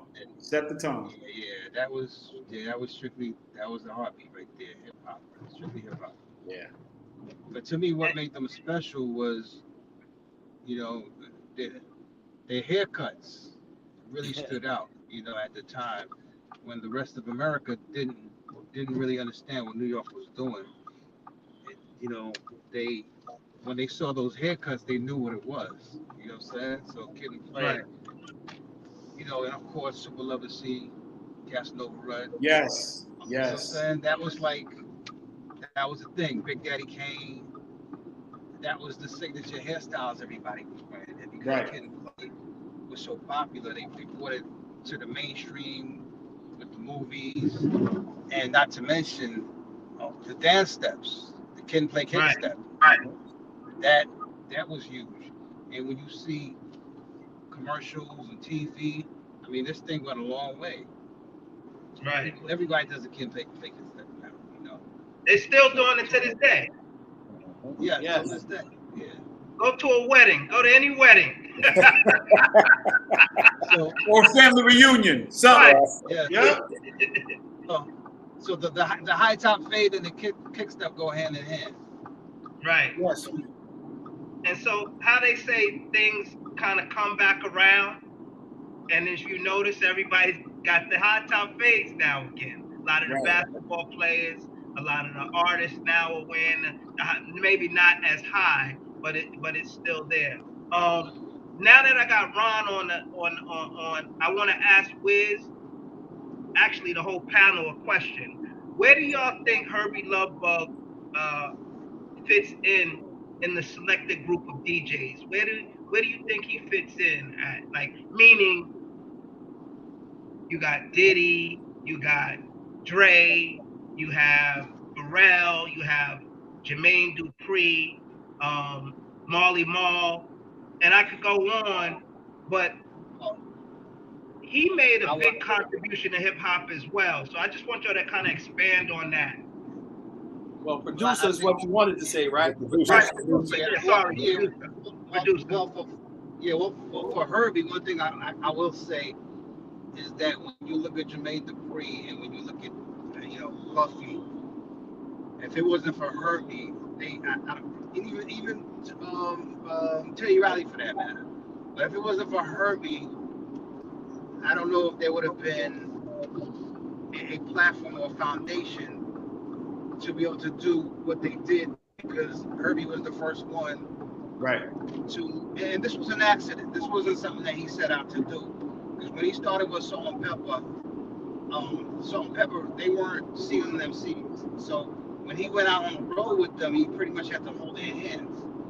And he had to get on stage and he had to be the hype man for the group. So when you saw Salt and Pepper on stage, Herbie was right there with them. He was holding a mic and he was their hype man. Right. Not only was their hype man, sometimes he would be the DJ. And when he was in the videos, he was also the hype man. And then that spun off into him doing it for Day to Day and all those other artists. And then it became like, okay, now I'm not only am I the hype man, now I'm also like a star now. But it all started because he needed to help out Salt and Pepper at the beginning because he didn't want them to just go out there on their own and not really knowing what they was doing. You know what I'm saying? So when you look at Diddy and what he did for Biggie and Jermaine Dupri for his artists, that was a spinoff of what Herbie started from the beginning. Right. We all looked at that. We was looking at Video Music Box. We were looking at those early, Rap City videos, and they were able to see Herbie do that at the beginning, and they took it to another level. I agree.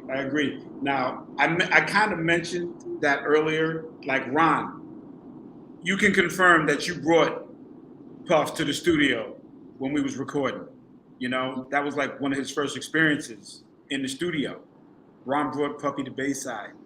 You know, that's when I met him. We were doing our first album. So he got to see it first thing right there. And also, Steve Azor, Herbie's brother, confirmed that, when Haiti had their tragedy and they had the fundraiser, the telethon, and Diddy was a guest on the telethon, helping people raise money. And Herbie made an appearance, and Diddy gave it up to Herbie that night. He said, "There'd be no me if it wasn't for this guy." He said it. That was number one. Like, I didn't see that, but Steve told me he said that. So I believe it. Number two, I heard Jermaine Dupri say it. That was my idol. Herbie Lovebug is who I wanted to be. He said it during an interview on Power 99. I was driving through Philly, and this guy was being interviewed. And Jermaine gave it up. Herbie definitely needs his flowers. Those guys gave it up. There'd be no them if it wasn't for Herbie. Period. Right. Definitely had a camp. The camp was big. The camp was big. Camp was big, and his hands was in a lot of it. It sounds like, from everything, production, choreography. I mean, Ron just said it. He was holding their hands during the show. The whole thing. It was so much of a contribution, but that's what made it successful. The hard work, day in, day out. Could you imagine wearing that many hats day in, day out? So you got to give it up to Herbie, man. You got to give it up. Yes. Right. Now part of that was Herbie he used to date Salt, correct? Yes. Did that affect y'all? That affect y'all at all? For having that magnitude, like, him being the producer and them as a group and them dating, did that ever kind of collude things for y'all? It wasn't a problem for us. Okay. Not at all. No. No. Then maybe. I don't know about, I don't know all of the inner workings of Salt and Pepper and Herbie while they were doing what they were doing. But again, like Ron said, we were all day ones. We all grew up together. We're all young cats from East Elmhurst, Queens. We're friends. We're brothers, so we gonna be all right. It was never really a problem for us. So no, Herbie's empire just kept getting bigger. Then he got Antoinette, and Herbie did his own album, Herbie's Machine. He even included some of the dancers to be on the album. It was a group called Nonstop who actually showed Kid and Play how to do the kick step. Really? Yes. Okay. Not to mention, those girls were. A lot of people don't even realize that the impact that those girls had on the music industry, especially Nonstop, right? Yeah, well, she became a big choreographer. She went on and she choreographed for like Missy Elliott, yes. A lot of big artists. Yeah, she blew up. But yeah, she was. I mean, those girls. We found them in Latin Quarter. We found them in Latin Quarter dance. Latin quarters again. There you go, V. Come on, man. Herbie gave them all their names and had them, working with Kid and Play. Oh, did Herbie name them? I didn't know he named them. Yeah, he named them. Wow. There he goes again, just influencing people. This guy, man. Yeah, we gotta have Herbie on here and give him his own hour. You know what I'm saying? It's real. Yeah. So Herbie had a distinct sound, right? And at that time, I think his distinct sound was that go-go sound, right? That the go-go beat was that was. Can we contribute that to him at that time? Yeah, I wouldn't say that was a distinct sound though, but that was one of his sounds. I think those, those. He helped introduce it to hip hop. He helped introduce it to hip hop in the mainstream. He helped introduce. Well, I mean, at that point in hip hop, the only time we even heard those, that particular sound was with him. No.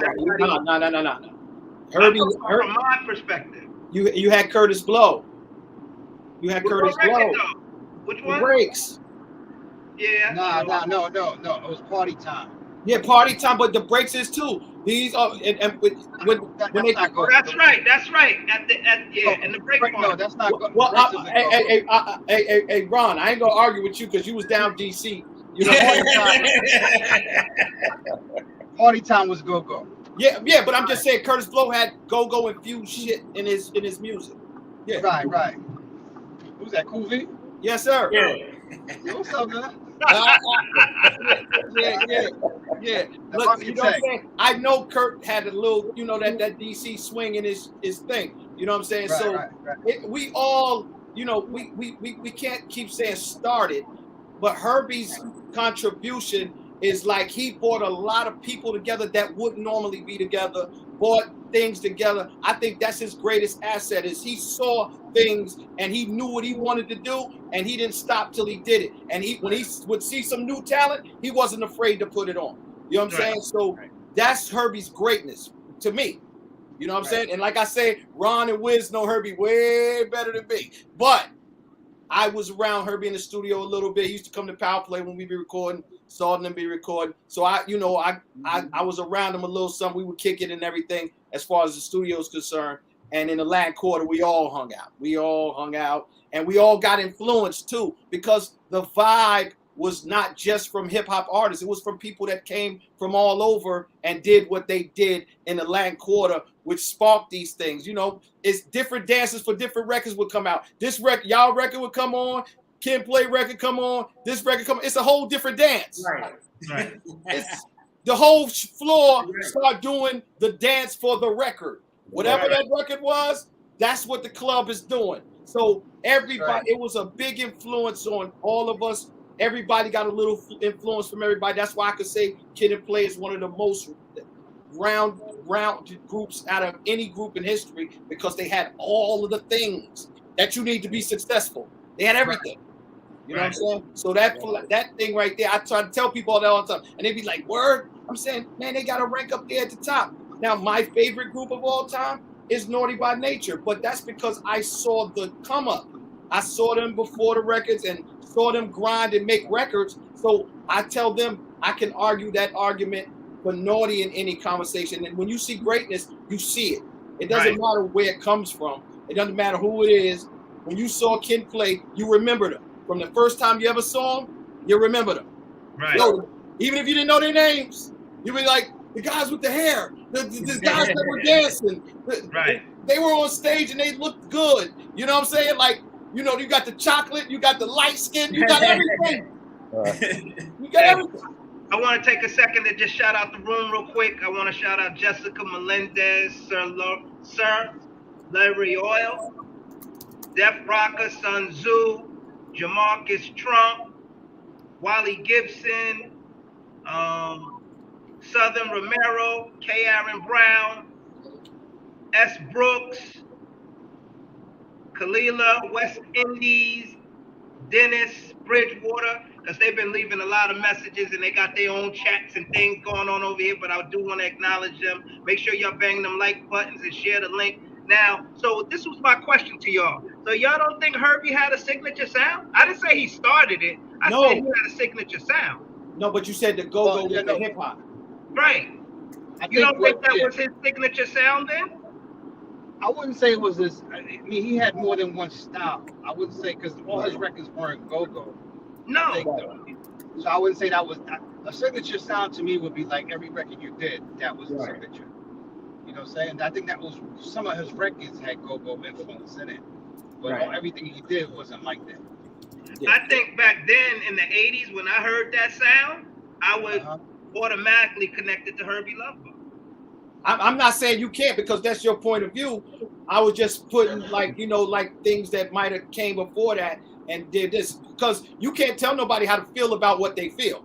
You know what I'm saying? Crazy, anybody, whatever you felt when you felt it. Hey, whatever you felt when you felt it, that's the feeling. Because you remember, Rock the Bells was a go-go record. Yes. Right. And that was before any hip-hop, any go-go record Herbie ever did. Right. Yeah. So that record definitely was an influence to Herbie. That's a good point, Ron. I didn't even thought about that. Yeah. So I'll take your man. I'll take your man was patterned after that record. Yo, C got a break, y'all. Okay. All right. Good to see y'all, man. Salute. Hey, man, we see each other soon, man. Hey, you looking good out here doing interviews and everything. Salute. Peace, my brother. Peace. All right. So, I guess Play had tried to come on and his camera didn't connect. I'm gonna give him a few more minutes and then we're gonna wrap things up in the next 15 minutes. That's good with y'all? Yeah. That's good. Come on, man. Kid Play flowers, man. Give him the whole bouquet. Give him the whole.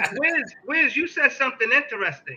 I thought I heard that Kid and Play came up with the kick step dance from watching like the old timers, those movies and stuff. But no, that came from the dancing. They were saying that they used to do it back in the days. It was a takeoff of that dance, the Charleston. Right. The Charleston dance is very similar to the kick step without actually kicking, like without touching. Right. But the Charleston is the same dance, but just not touching.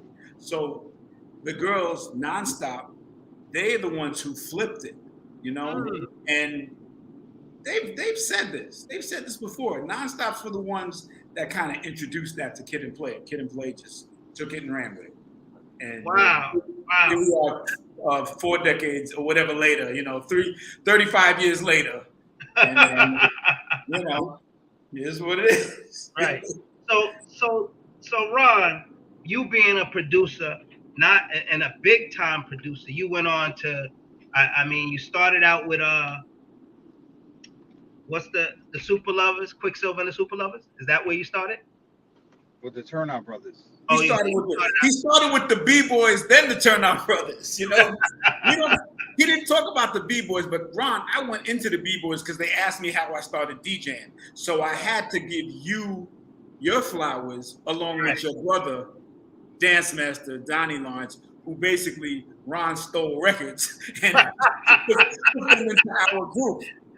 So Ron, I had to give props to Ron because he had access to vinyl that we would never have seen in our life, So I idolized and aspired to want to be like Ron's brother and get those turntables. Ron's brother had Technique 1100 turntables. They look like spaceships. Nice. When you're a kid and you can't afford, like, you couldn't afford the cheapest turntable. That's why we had to steal our parents' plastic turntable. You seen Ron's brother set up? It was like the Maybach of equipment. Like, there was no equivalent. Am I lying, Ron? Am I lying? Yeah, nah, for real. Hey, but you know, it was the Maybach. Like, he had the ultimate setup. The Richard Long speakers and the console. Like, I mean, I jumped in, Ron. I'm sorry, but I just got excited. But it started with the B-boys to the turnout. Yeah. So what I was getting, go ahead, Ron. You finished. What you gonna say? Oh no, I was just saying I wanted to kind of give the audience for those that don't know how great and how influential you've been over the last 30 years. You know, this ain't a face you normally see, but guarantee you done heard and danced and sweated to his work. Trust me when I tell you that. And and you know, it gives me an opportunity to give you your flowers. But can you just give people just a slight history of some of the things you've done? In terms of songs, right? Right, terms of songs, but you know your history of MCing, being an artist, and then you know making it as a producer and things of that nature. Ronnie Tough. Yeah, Turnout Brothers definitely. With down with DJ Wiz, we did that for about 2-3 years, and then I moved on and I was rocking with Herbie with the Super Lovers. We did that, put out an independent record. Went to college, and then Herbie put out that compilation album, and I was featured on that. And we did the song called "Let the Drummer Get Ill," and it was under the Super Lovers. And from there, meeting D-Dot and Howard, we formed Two Kings in the Cypher, put out an album, and all this, and then out of necessity, I became a producer because there was no being in college at the time. Beats. So I decided to get a drum machine and started, you know, just started working on making music and whatnot. And just having the knowledge of records, of being a DJ. And having his brother be a DJ. Oh, right. Ron froze up. We was getting the history, man. I know, he's giving us the history, man. Oh, you froze up. There you go. Did y'all hear me? I said, yeah, we hear you now. We hear you now. Yeah, my knowledge of knowing records from being a DJ from back in the days enabled me to be able to make beats because I knew a lot of the break beats at the time. I started digging. So from Two Kings in the Cypher, me and Derek went on to produce. I started producing, and you know, D-Dot at the time, he wasn't really producing. He wanted to manage. But since we had an opportunity to get with Bad Boy, I was just like, yo, come on, let's do this together. And then, you know, the rest is history. Produced, Hypnotize, Jay-Z, Where I'm From, Locks, Money, Power, Respect, LL Cool J Phenomenon, Faith Evans, Love Like This. Yeah, started moving into R&B. Started doing Beyonce, Luther Vandross, Aretha Franklin, Brian McKnight. Yeah, my boy got the shits with him, y'all. Hey, listen, he humble, but he got the shits. I know some people, y'all. Hey, Ron, look, I'm saying people say, "Yo, Ron Lawrence," and I'm like, "Who's Ron Lawrence?" And then I found out it was Amin Ra. I'm like, "Oh man!" I said I never knew his name. And what I did was just stay with one name. It would make it a lot easier. Right. Yeah. You got a birthday shout out, Ron.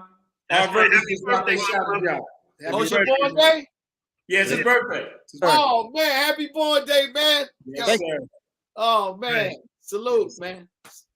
I mean, it's amazing history. I mean, just think about all the history in each of these boxes here. DJ Cool V, DJ Wiz, Ron Lawrence. And this is what giving them those flowers is about. This is what having healthy conversation about music is about. Because there's so many understandings and interpretations of stories that people tell, and sometimes they're not told the right way, and that becomes the story.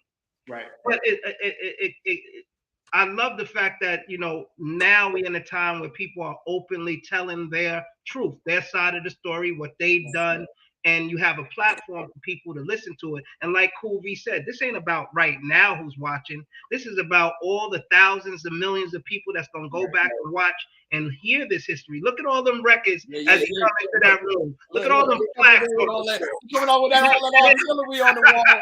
All that artillery. Look, boy, you wasn't playing. Look at that. Boy, he's showing out right now. Flex on him. Hey man, listen, it's so great to be on here with y'all, man. And that view of all that artillery you got on the wall, bro. Right. Man, salute, King, because you know we know, but the world doesn't know, like, you know what I'm saying, the insides and how the history is, you and Wiz and all of that. I love it, man. But salute, man. And man, I hope you enjoyed your birthday today, man, because I enjoy every day like it's my birthday. Yes, man. Bro. And I'm the same way, man. Every day. Yes. Definitely, man. Well, I thought I was gonna get play on, and I had saved a few questions, so I'll just ask the room just a few questions. How much of a staple is the flat top haircut in hip hop? How much is a staple is it? Is it, you know? It's coming back, like they said. I mean, you know, us guys, you know, I can't grow a flat top anymore, so you won't be seeing that over here. Me neither. Me neither. But listen, everything evolves, man. So you had Grace Jones have flat tops. Yes. You know, boxers had flat tops back in the day. Right. And you know, it's a look that hip hop just brought to the, you know, Kane styling his joint and putting the cuts in it. And king, you know who was the king though, right? Who? Larry Blackman. Yes, Larry Blackman, cameo, Cameo. you know, and all of these things. So it evolved, and hip hop, you know, as we sample from our elders and from the classic records, we sample their looks too. So it's all recycled. History repeats itself. That's not just a saying. That's what it is. So hip hop didn't start the high tops. It's just that when we came up with these records that changed the world and changed people's way on how they listen to music, the flat top was, of course, right in the middle of it. Right. You know, I never had one. I braided my joint up. I've never had one. You know, but I admired it. You know, that took a lot of maintaining. You had to maintain. It does. Yep. Yeah. It's true. Yeah. And so I want to take the last 8 minutes of the live. I thank everybody for rocking in. R. Vargas, Dennis Bridgewater. He getting at me talking about, yo, you made my name last. I said everybody's name is his last. I said your name though, fam. I could have left it out. You made it all the way. But my question is, it's a little more serious now. I'm gonna switch the topic a little bit. But the stage of hip hop, and we went through this early, like when I was 14 and 15. I think the first celebrity death in hip hop for me from gun violence was Scott LaRock. For me. But as y'all pioneers and OGs to the game and elders, what do y'all think about this? Because I said this the other day. I said this rap shit with rappers getting killed, this is an epidemic now. You know what I mean? It's not like this is happening every month. So where are we in the terms of where we came from to where we are now? What conversation do you guys think needs to be taking place so that we can kind of make these guys think a little different? For us, it was you guys doing self-destruction, stop the violence movement, you know, KRS-One speaking out. It was very vocal about what y'all didn't want to happen at these shows in hip hop. So can y'all kind of start with Ron, and then we'll work with DJ Wiz and Cool V. You could close us out. Wiz, you start off. Ron, we talk about the state of hip hop, the violence and all of that. Rappers dying, you know, getting killed. What do you think about all that? I think it has a lot to do with, I mean, like anything else, you know, you start out with something and then it just gets watered down. I think this generation, the generation that came before them, were more like actors. Like they went in the studio and, you know, they weren't real gangsters, but they portrayed as such, like doing records like, you know, Straight Outta Compton and, you know, all these things, you know what I'm saying? You got Biggie, all this stuff. And the stuff that they talked about in these records pertain to a lot of things that was in the streets. So when you're growing up as a kid and you're seeing these things, you believe in, you're probably believing that these rappers are actually living that lifestyle. So they come into the game thinking that this is how it's supposed to be. So now they're actually doing it. You know, while we were just doing the shit on records, they're doing it in real life now.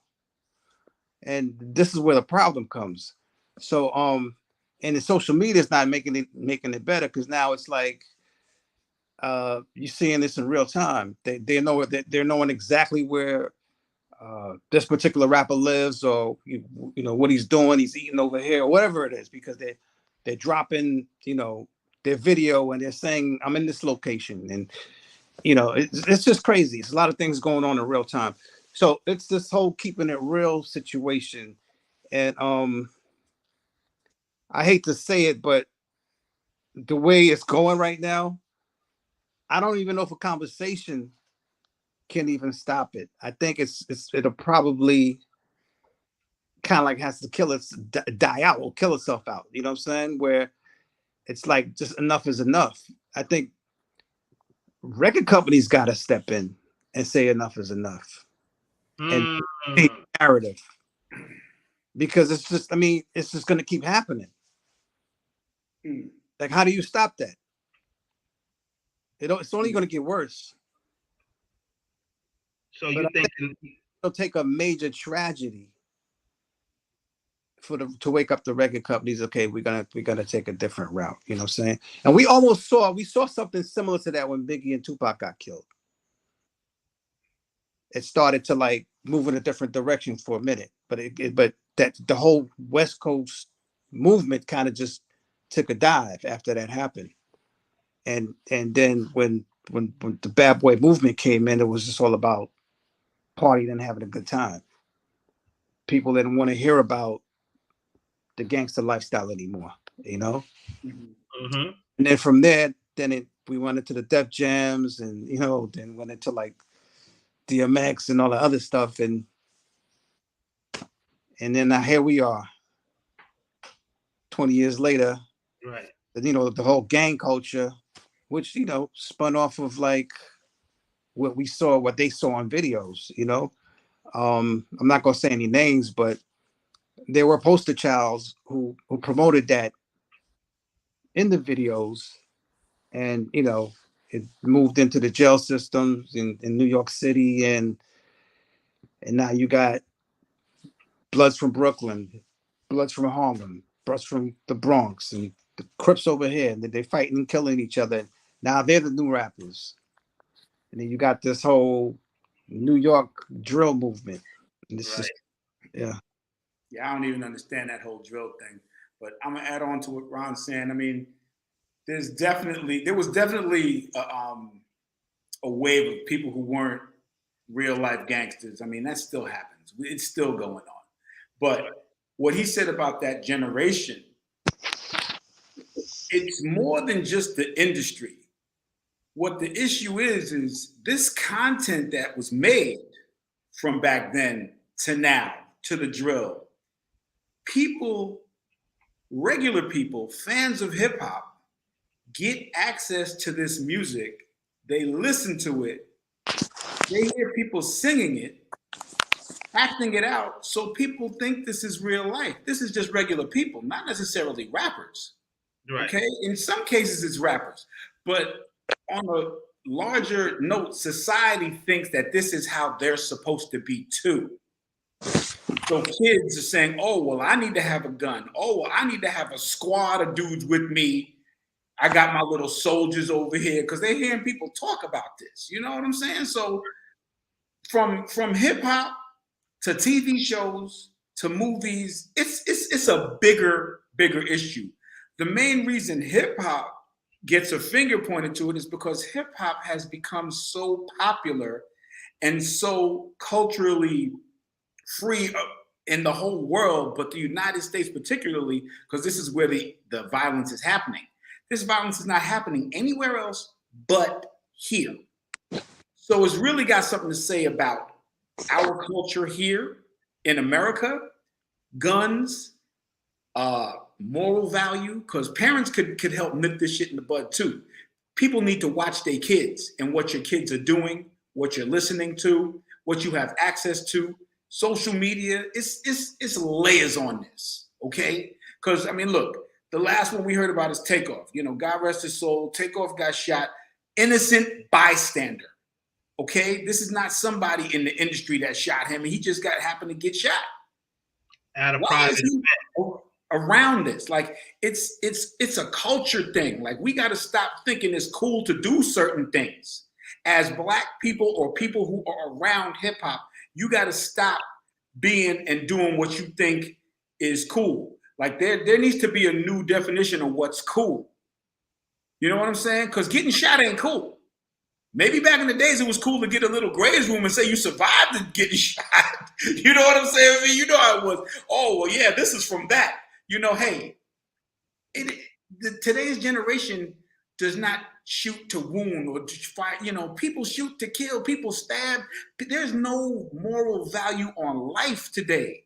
Right. So that's what really needs to change. It's not just the rappers. The rappers can help set the tone. You know, you mentioned self-destruction. You mentioned All in the Same Gang. There was Heal Yourself. We had all of these examples. We came together. Why can't people come together today? That's the real question. Why can't all of the artists, why can't Drake and Meg Thee Stallion and Cardi and all of these other rappers, the rest of the Migos, you know, God, I hope they still record. You know, why can't everybody else come together and say, y'all need to chill? Maybe that will send the wave of what's cool. You know, we need these influencers to start influencing people to do what's right. Stop carrying guns. Stop doing this stupidness that's dumbing down our culture and killing our people. You know, it's just like that thing I heard about TikTok where they say in China, they show smart stuff on TikTok, where here we showing ignorance. Right. On a whole, we need to just change our frequency. That's what I think. Right. V, you take over. Well, I mean, nobody said anything wrong because we're talking about trying to be positive. But as we know, it's easy to do wrong and it's hard. I mean, it's and hard to be right. And that's the way it's been since the beginning of time. It doesn't have nothing to do with hip hop. It doesn't have nothing to do with, you know, we're surrounded by some people that get paid off of us doing wrong. So until we give the younger people an alternative that can be lucrative to do something right, talking to them about, yo, you doing the wrong thing, that's nothing. Why? Who's going to listen to that when we don't have nobody from our generation that has made it big, doing things the right way and coming back and making sure others have a right way to do things? Now, people are opening up schools now, and that's a beautiful thing because we're getting there. It takes steps. But like Ron said, the record labels, if you didn't promote it as much, it wouldn't be that's the breeding ground for the voice to get out, right? I'm not saying censor anybody. What I'm trying to say is a lot of artists out here making great music, but their subject content ain't moving like the negative stuff. So you understand? So if we don't provide a ground where you can make good music and make a living, you know what I'm saying? Because the music business never was made for artists to get rich. But there has been some lucky artists to get rich in the music business, but it can lead you to so many other things. And nobody's sharing the information on how to move everybody to the next bag. So when they out here and these 10 guys got guns and they rappers and they might have one great rapper out of that crew. And these 10 guys over here got guns and they might have 2 great rappers out of the crew, and they start going at it. The other guys that ain't the main guy, how do they get their money? By making sure, you know, that things stay tense. You know what I'm saying? They got to be needed around. So it's a whole lot of layers. We could peel them all back, but until we start getting our boots on the ground and go into the communities and start providing different routes, you don't have to give them a job, but we got to go to the people that's giving out jobs and say, listen, man, we got to start some conversation in the community, right? And then lead people the right way. Yo, you do this. Boom. Teach people how to be managers. Teach people how to do all of these other things. Ain't nobody going to be shooting anybody if they got ways to make money otherwise. Right. And everything ain't about hip hop when somebody gets shot. That's what I'm saying. Exactly. Unfortunately, rap is the big thing, and rappers do get in beefs too. But it's kids out here dying every single day that you never heard rap on a record and getting robbed and getting gun assaulted. You know what I'm saying? And I'm not getting into should you have a gun or shouldn't you have a gun. I mean, if everybody that's doing wrong got a gun, why everybody that's doing right shouldn't have one? Right. Because how you going to defend yourself? Do you remember C. Dolores Tucker? Yes. Mm-hmm. She saw the future, but we didn't see it at the time. Yes. Yeah, she was on point with her message. Right. She had the message, but she went about it the wrong way, right? Yes. I don't know. She was trying to go to the record companies, Yes. But I think when we, as being youth, we didn't really understand that. We thought it was the wrong message, but if you go back and watch the old videos and see what she was trying to do, you'd be like, yeah, she was right. You're right, Because we getting, a lot of things like, okay, so if a person coming to get a record deal, they say, listen, we give you this to say this, or you already saying it, and they say, we're going to give you, that's it? Who's going to say, I want to change my content? And that's what I tell people all the time. The content of the record can be changed. The talent is there. So if the talent is there, I tell people, when people come to me, I say, just make me one record that you would make for your mother and your grandmother. Just make me one. You can still do all the other stuff. I said, that's the record that's going to show your versatility and how you're going to move forward in the future. Because you doing the same thing as everybody else, after a while, it's just going to get saturated. But once you do that one record, that's what made Tupac great. He did different records about different subjects. He talked negative, he talked positive, he talked love, he talked hate, he talked war, he talked, peace. He talked everything. That's what people are going to remember because they got a song to go to that helped them get through life, whatever it was. But now these kids are saying stuff that is incriminating themselves now. That's the thing. It's true. Because of the social media. I shot this nigga in his house and he was doing X, Y, and Z. And then they listening to this stuff. You're right.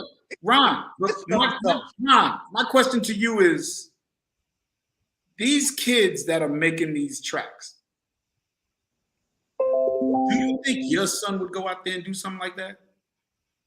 No. Because you raised him a certain way, right? Right. That's my point. The parenting today is questionable. You monitor your kids, right, Ron? Mm-hmm. There's no monitoring of what is going on today. And that's the problem with social media, computers, YouTube. Like, there's just too much access and no supervision. There's no moral training. There's no value. But here's the problem, though. I mean, that's always been there. The problem to me is what the record companies choose to put out. Oh, yeah. The record companies don't have to sign that. That's just always been there. You're right. But they're choosing to put out. And that ain't going to change. We know that. Because they're just looking to enrich their pockets. They don't care. So then you should monitor what's being put in your kids' ears and eyes. So, but even then, social media is too wide. You and Ron probably did the greatest job, and I know he did the best job he could do. So you got a great result. But sometimes you can't blame the parents. You could do everything you could do. Right. A kid could get out there and get whatever. Right. So we got to go out there and get it with them and embrace them and not ridicule what they're doing. Yo, that ain't hip hop. This ain't this. We got to show them, like, listen, that's good. You know what I mean? But let me show you some different things. And if you get with them and embrace them instead of criticizing, maybe we can make the change more quicker. I agree with you, V. Look, I 100% agree. It's not 100% the parents' fault, because I know people who have excellent parents that still turned out not so good because they was out in them streets. And you know, when you out in them streets, the parents have no idea what you're doing out. Like, look, I was out in them streets. Me and Ron was out in them streets, okay? But we had West Indian parents that would whoop our ass if we got out of line, okay? We were raised under a certain code and a certain regime where it's like, look, you don't backtalk your parents. You don't get slick with the mouth. You still had certain values. So that's what I'm saying. If there's a certain value system, if you value life, if you value respect, and you value these things that will get you through the next day, and you know you have levels of authority, then you know what's wrong. You see, and that's what I feel is lacking. You know, the music doesn't show any of that. But it takes more effort from us. It doesn't take the effort from a child. You know what I mean? Because even kids that's 25 are really still, some of them are young. They didn't have the right guidance. We got to go guide a little better. And then we could talk. You are 100% right, V. But we need to hold the record companies accountable. Oh, yeah, I'm with you on that. Look, if that's the point of the night, record companies. I got one thing to add, and we're going to wrap up with this last question after this one thing to add. So there was an interview on the Breakfast Club with Leo Cohen. I don't know if y'all seen it. I saw it a few years ago. And then the question was asked about him contradicting himself about artists putting out these messages and him feeling like it's something he don't want to do. And what he said is, he told Charlemagne and the crew, I answered that question, but when it comes between talent and issues, I'm going to choose talent. And then he further said, because I got people to feed. Right. And for me, when I heard that, I said, oh, he don't care. You don't care. So what's your thoughts on that? That's one of the biggest record executives saying, when it comes to these messages in the music, even though he knows it's not right, even he knows that it's problematic, if it comes to him having to choose over the message that they send, which create these issues, or the talent, he's going to choose the talent. Kraze, that's not surprising, because at the end of the day, all of these corporate large figureheads, whether it's Leor or whether it's any other media company, it could be a video game, it could be anything. It's always about the dollar. They do not care. They always say they got people to feed. He said he got people to feed, and they looked at him. They're like, oh, you know, they gave him the side eye, Leor, when he said that. But right. It's so real. So why would any other record company exec, any streaming exec, look? It's also freedom of speech, freedom of expression. They say, hey, I can't censor that. They have a right to put that out. That was Ice-T's whole thing. That was the 2 Live Crew's whole thing. You can't censor what I put out. That's never going to change. So now, how do I censor what my kids are listening to? Or how do you censor and tell your kids you shouldn't be listening to that? You can't. We really have no control. So there's got to be another way. All they got to get the frequency change in these people to want to listen to better quality music. All they got to do is people need to stand up to these record companies. What people? We need to stand up and say, look, y'all need to change the narrative. Don't put this shit out. Don't sign these artists. So who's going to start that? Should it be somebody like to go up against Leor? Like, who's going to do that? Because you can't tell these kids stop listening to this stuff. You got to tell them, the record labels got to stop putting that shit out. They got to start changing it and going in a different direction. That's the only way. Somebody got to start it, though. Should it be Chuck D? Should it be KRS-One? Who's going to start it? Somebody got to start it. Somebody with influence and power got to start it. If nobody steps up and says, join me, let's go, it's never going to happen. Somebody got to start it. I have something to say to that. And I just want to say it before Cool V, I'll let you go ahead because I know you got. Well, I know all I'm saying, I'm not arguing this way or that way. All I'm saying, if we could say we can stand up, but it has to be unionized. It has to be something, a big entity that have a lot of investors in that. You know what I'm saying? To even try to go talk about, because you got to have an alternative on the other way. You know what I'm saying? Right. So if every hip hop artist joined the union, which, you know, if it's hip hop, they join the union, right? Okay. Now that they can't lose their record deal because they're not making violent content. They have, you know, people just like at a job. When you get a problem, you can't just get fired. You got to go to the union, got to fight for you. And before they drop you, they got to do it. We got to learn that kind of business and these things. And that's going to take a long time for everybody to understand that that's how it has to be. It has to be an umbrella, a hip hop music union that when these things happen, they can stand up to the record label because now the record label, all the artists are in the union. Right. See, so until we get that, we ain't gonna have the power because of people that ain't in the union. If they still making a whole lot of money, what's their incentive for not making what they can make to feed their family? Right. So DJ Wiz said, what could we do? And I took a long thought about this because, like, you know, me and Ron are filmmakers. So we always thinking of ways to how to put our ideas and our creativeness in a visual way where people can understand a story. And so for me, it's very much what happened in the 80s. Who's going to do it? He said, these people. Kofi said, what people? Then Ron said, we, us, we. And it's true. It's everybody that made money or involved in hip hop culture need to look at it and say, who's influential in this market? Who's influential in this market? And I'm not talking about the younger guys. I'm talking about you guys.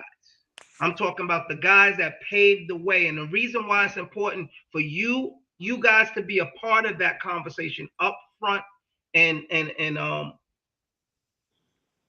direct is because it came through you guys. And I think a lot of the guys feel, the younger guys, I heard this in a lot of interviews, that no one ever told them anything or how to do business. And there was no lessons laid down. So we had to learn things on our own, whether it came from the signing contracts or publishing or rights to this. And so these guys feel like they didn't have no guidance.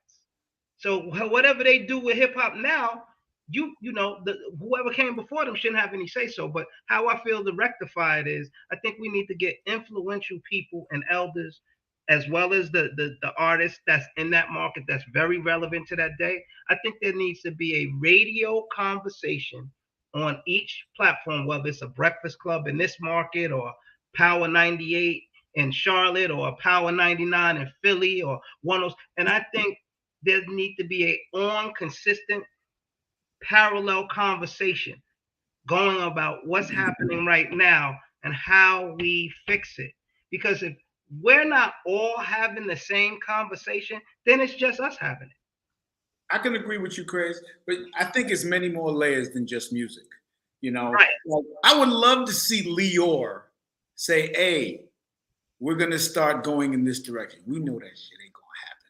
I would love, like, he would be a perfect person to start it.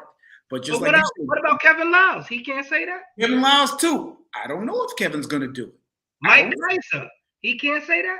I don't know. Why didn't they do it already? You know, like, but to the other side of that, what's the incentive for them to go against everything that save some lives? No, I got you, but it's always two sides of the coin. You know what I'm saying? Like, that's the point. We have to have an alternative for when you say you want somebody to stop doing something. What else do you like? Even when a drug addict goes to the rehab, they still give them drugs. They just, you know, give them a lighter drug and then they leave them off. So you get less of what you consider to be a reward. Yes. Okay. How about this?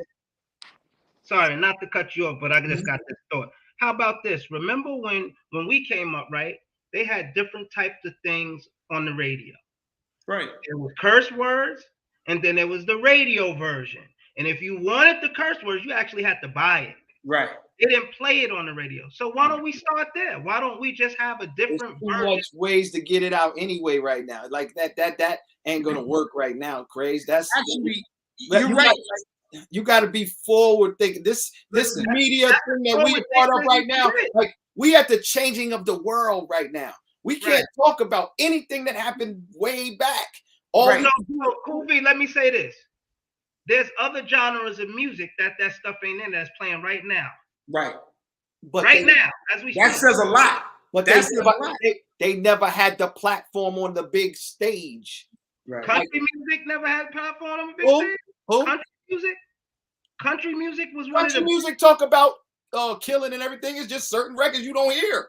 Right. But what I'm saying to you is they're not using the profanity type ones on the actual radio. I got you, but what I'm trying to say, you know, when they hear that, when they go to the concerts. But then that goes back to the sticker. See, that's the whole. But my whole thing is, if we need a fix, right? If we need a fix, the easiest fix is just to play a certain version, because words are like spells. You keep casting these spells every day. That's what you hear. And we go back to social media. Here's my prediction. Last year, for the past 2 years, I've been watching YouTube, and they always put out a clip, and it shows you how many rappers pass away. Mm-hmm. Every year it gets bigger and bigger. I think 2 years ago it was like 200. The year after that was like 250, and they're showing clips of every rapper that passed away. Either he got killed. He overdosed on drugs, or whatever. There was like 200 one year, next year 250. This year's probably more. And it's going to be getting worse. And it's going to get to the point where we're going to see so many people dying from hip hop, where this is when you're going to start to see a change. I hate to say it, but it's going to have to get out of hand first. And it's not out of hand now. Yeah, no. It is. But what I'm just saying, it's going to get worse than this. So let me ask this question. Now what we're seeing now is, before it used to be like once every 6 months. Then it was like once every 3 months. Week. Let me ask you all this question. Now it's like 3 a month. So you know what I'm saying? So next year it's gonna get worse. Right. I hope not. It's getting worse. Yeah, but it's more exposure. It's more rappers. It's right. It's so you're gonna see more of everything. Like you're gonna see more of different outlets on social media. You're gonna see more things coming. We at the beginning of a new world right now, right? And we still have came up with all the stuff that got us here. We lucky to be here, right? What's going to happen is I think we're gonna see some big MCs getting knocked off. We're gonna get to that. This is one of them. I'm not arguing against that. I'm not saying that's not, we all pray that don't happen. But what I'm trying to say is we got to find more. The conversation got to be with the younger guys. You know what I mean? We got to get the rooms open first and have dialogue where we're not, they don't look at it like we trying to get some money off of what they're doing.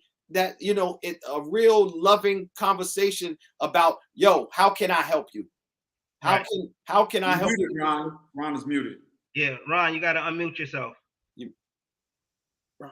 Ron, you're muted. Unmute yourself, Ron. He's still going. Ron, you're muted. You're muted, Ron. We can't hear you. Ron dropping jewels. Don't even know. Yeah, we can't hear you. Now we can. Yeah.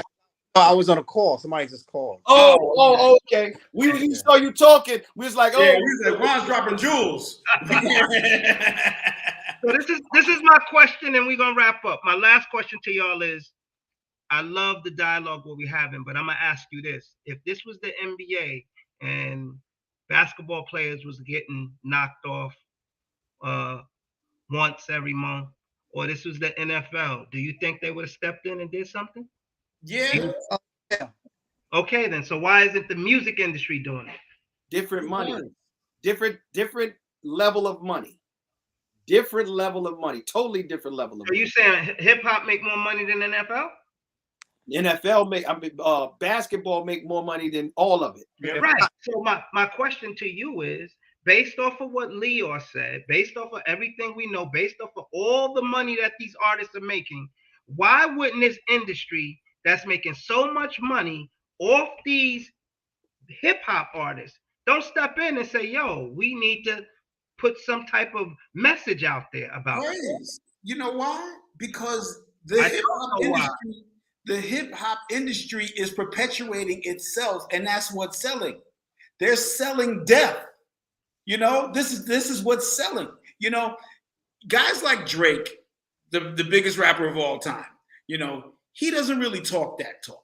Okay, he's commercial, he's worldwide, he's that. You know, Cardi is in a certain bracket. Meg Thee Stallion's in a certain bracket. These rappers are what people see. So it's these other rappers, whether it's the Migos or whether, you know, unfortunate what happened to PNB Rock. You understand what I'm saying? It's about a mentality. You understand? Like, you can't walk around flossing $100,000 on your neck and go to frickin' Roscoe's with no security. There's certain things you just don't do when you're at a certain level. The NBA guys are not selling death.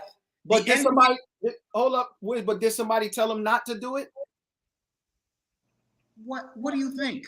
No. Somebody probably didn't tell them not to do it. Of course not. But that's my point. Who's managing and watching these people? PNB Rock's a young dude. Like, somebody needs to tell him. Like you said, V, I agree with you. We had a conversation so they can understand that it's a lot of these kids don't listen. Okay, like look, we like because I know I didn't think I was gonna live to see 25. So I know, you know, I can't know about nothing. I'm glad to be here right now at 55. I'm like, hey, every day is a great day. And whatever I got to do to help the next man, I'm going to do it. It's all good. But I will not criticize, because I talk to young cats and I teach, you know, classes, and I talk to young people and they don't have people mentoring them. I agree with you. Because you got to have a mind state before you get in it. Once you get in it, how's somebody going to tell you? That's like somebody coming to tell you when you were 16 not to get on the turntable. Yo, you don't do it like that. You got to do it like this. But these are life and death situations, though. You like, come on. All right, I agree with what you're saying, V. But there's certain things that are just that should be, you know, it should just be common knowledge. Like, there's certain places you don't go with certain things on. Like, when we were young, we knew where we could go that was safe, where we wouldn't go that it's safe. And if we go to these places, industry or not, you knew something could happen. You know, you just knew. Some people are just oblivious to reality. And I'm not speaking on those people, because unfortunately, those people got to learn the hard way. You know, some people will walk into situations thinking that it can't happen because nobody told them. But you should know certain things, because you hear stories about people getting stuck up or shot or whatever to get robbed. Like, this just happens. And it's bigger than hip hop. It's bigger than hip hop. It's about a mentality. But this been going on since we was kids. Ain't nothing. That's what I'm saying. Yeah, that's what I'm saying. So I'm just saying it's bigger than just what these kids are doing, what they're wearing in the street. Yeah. You know? Right. It's just a mentality. We got to change the frequency. So what you said, Kraze, who gonna start it? Let's have a campaign. V, you and Roxanne get on there and say, let's start this damn movement. I'm down. Call me tomorrow. I'm there. I had this conversation with Vinny from Naughty by Nature.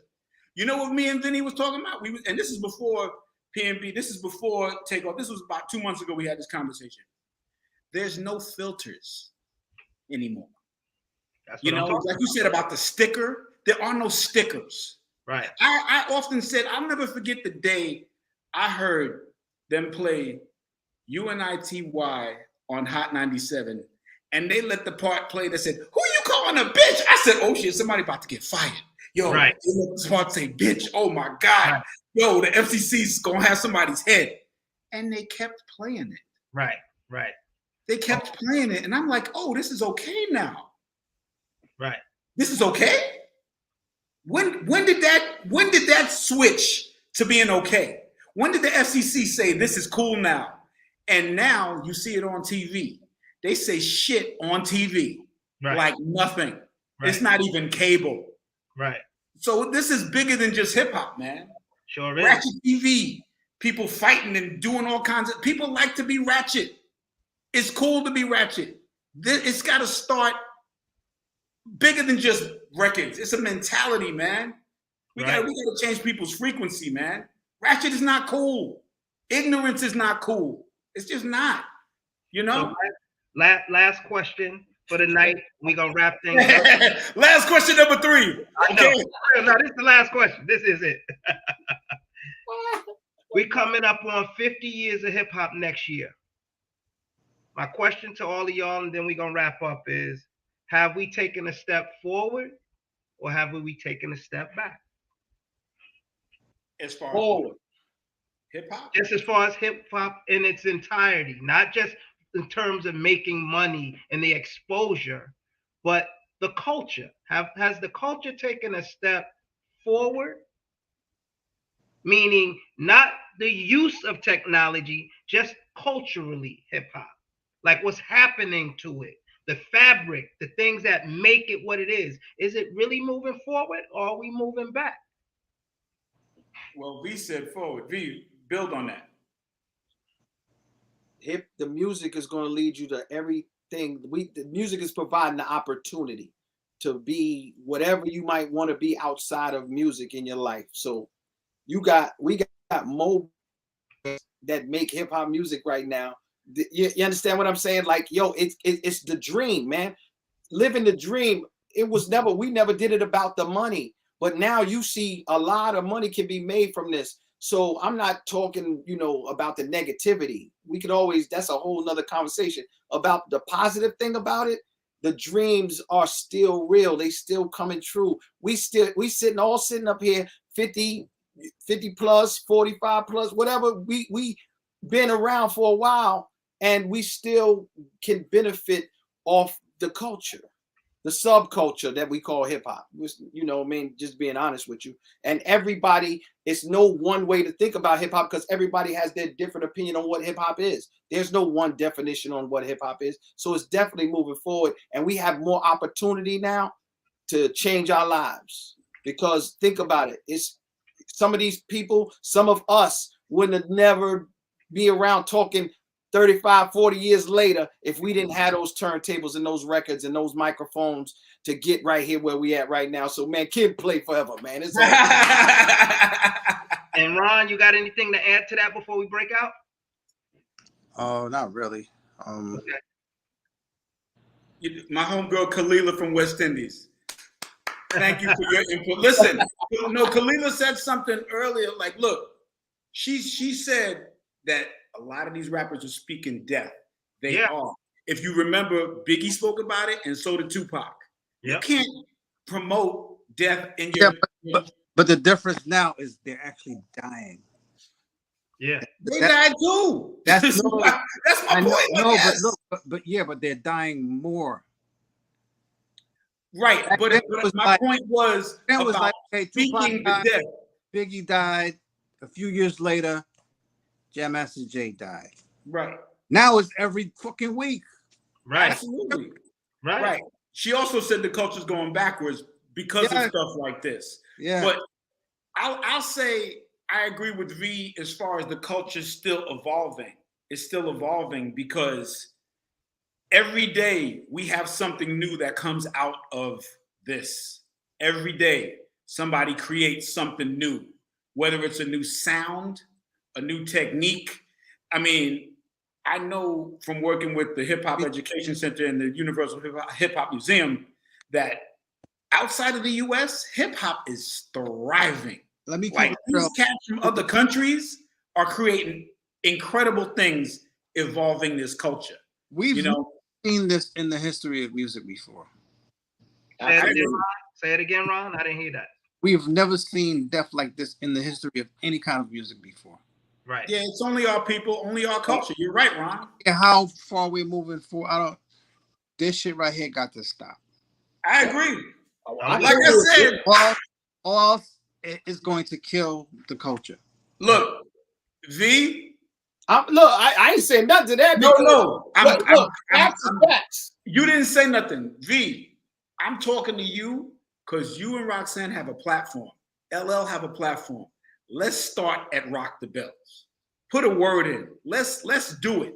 Because we are the elders. Look, it's just like how LL, when he got involved and addressed academics. Okay? We need to address the whole world. Right. Let's do it. I'm down. Let's get Chuck. Let's get KRS. Let's get everybody. Let's get all of the elders. Let's go. Yeah. Okay. Leo ain't gonna do it. Let's do it. I'm with whatever's positive. It's all good. You know, I'm trying to stay so far away from negative. I'm trying to live every day. I don't want to. Right. I'm just saying. I don't want to be. Start the movement. Let's start the movement. You know, when that thing happened with Takeoff, you know, it was all over social media. People were very affected. Okay, whether you knew him or not, just what's happening to us as a people. I seen my brother AJ Calloway from everybody knows him from 106, but from Extra and Entertainment Tonight. Now, he said the same thing we're saying. We got to do something. I'm down to reach out to AJ. We could talk to LL, but let's come together. You know, we already said, you know, other people saying they got mouths to feed, they ain't gonna do nothing. Well, the people that care, let's get together. I'm with it. My brother Vin Rock from Naughty's with it. Like, let's go. I think a lot of people share the same sentiment, but I think before we just jump out there, I think it needs to be something, like I said, that happens parallel. When it's happening in New York, it's happening in LA. The same day it's happening in New York, it's happening in LA, it's happening in Miami, it's happening in Chicago, it's happening in Atlanta. So that when it's happening, it's world news, because everybody in hip hop is sending the same message at the same time. If it's not, then it's going to be what we're having, a great conversation. Right. And just again, just like you said, V, we all about the peace and the love. You know, that's what Kid and Play was all day. So look, let's keep it going. Let's keep that fun going. You're right, like, because it's fun that helped us get into it. And then we're gonna go back to Ron. We got to get the record labels to promote the fun stuff. You know what I'm saying? Promote the fun. Promote. You know, you can't promote all of that. You got to promote the fun. It got to be a balance in everything, and it just got outbalanced. You know what I'm saying? I think personally just went way that way. You know, it's always been killing and everything. Right. But now it's just the scale is just way high that way. So, listen, whatever we can do. I think personally, when DJ Wiz said, when he heard the record with Queen Latifah, and said, I think when we moved away from having certain music played on the radio, and then it's just like whatever, I think that's when a lot of what's happening with us, our culture, is affected by that. You know, it's like you feeding your ears negativity, you feeding your eyes negativity, and then you ain't eating right, and then you in the club, you ain't drinking right, you ain't sleeping right. And this is your routine your whole life. So if you put all that negativity from your mind, your eyes, your nourishment, what do you think you get out of that? Right. So, Kraze, to add on to what you said, you know, like I used that UNITY example, and that was a positive record. Okay, that was a positive record. Who you calling a bitch? Come on, respect me. I'm a queen. Okay, don't call me that. But for you to normalize that, play it on the radio every day, and it's pop culture now. Oh, kids, people calling their mama a bitch. You know what I'm saying? Like, this is acceptable now? Oh, really? Okay. So my thing is, we have to stop that thinking of this as normal, because it's not normal. We got to be the change. We got to be the change agents. Like, yo, this is not cool. When did this whole room of chicks twerking and this is just normal now? Oh, this is culture now. You know, oh, everybody just coaching ass. You know, like, come on, man. That wasn't how it was years ago. You know, there is a culture of ratchetness that is being encouraged. We got to flip the switch. Period. We can have fun, but let's have a little bit of filter, just a little bit. Right. Let's get out of control. I think we all agree on that note. I want to thank everybody for tuning in tonight. DJ Wiz, Ron Lawrence, DJ Cool V, Super My brother. play. Everybody that's in the chat, thank y'all for tuning in. Hit those like buttons. We're gonna wrap things up next Monday, our last show of the season. KRS-One, come back to the room at 7:30 for the live conversation. Tell KRS he got to be down with us. We're gonna flip this switch. Tell KRS, damn it. Yeah. So I thank y'all. Y'all want to drop your social media handles before we get out of here? Sure. On IG, I am at the real DJ _WIZ.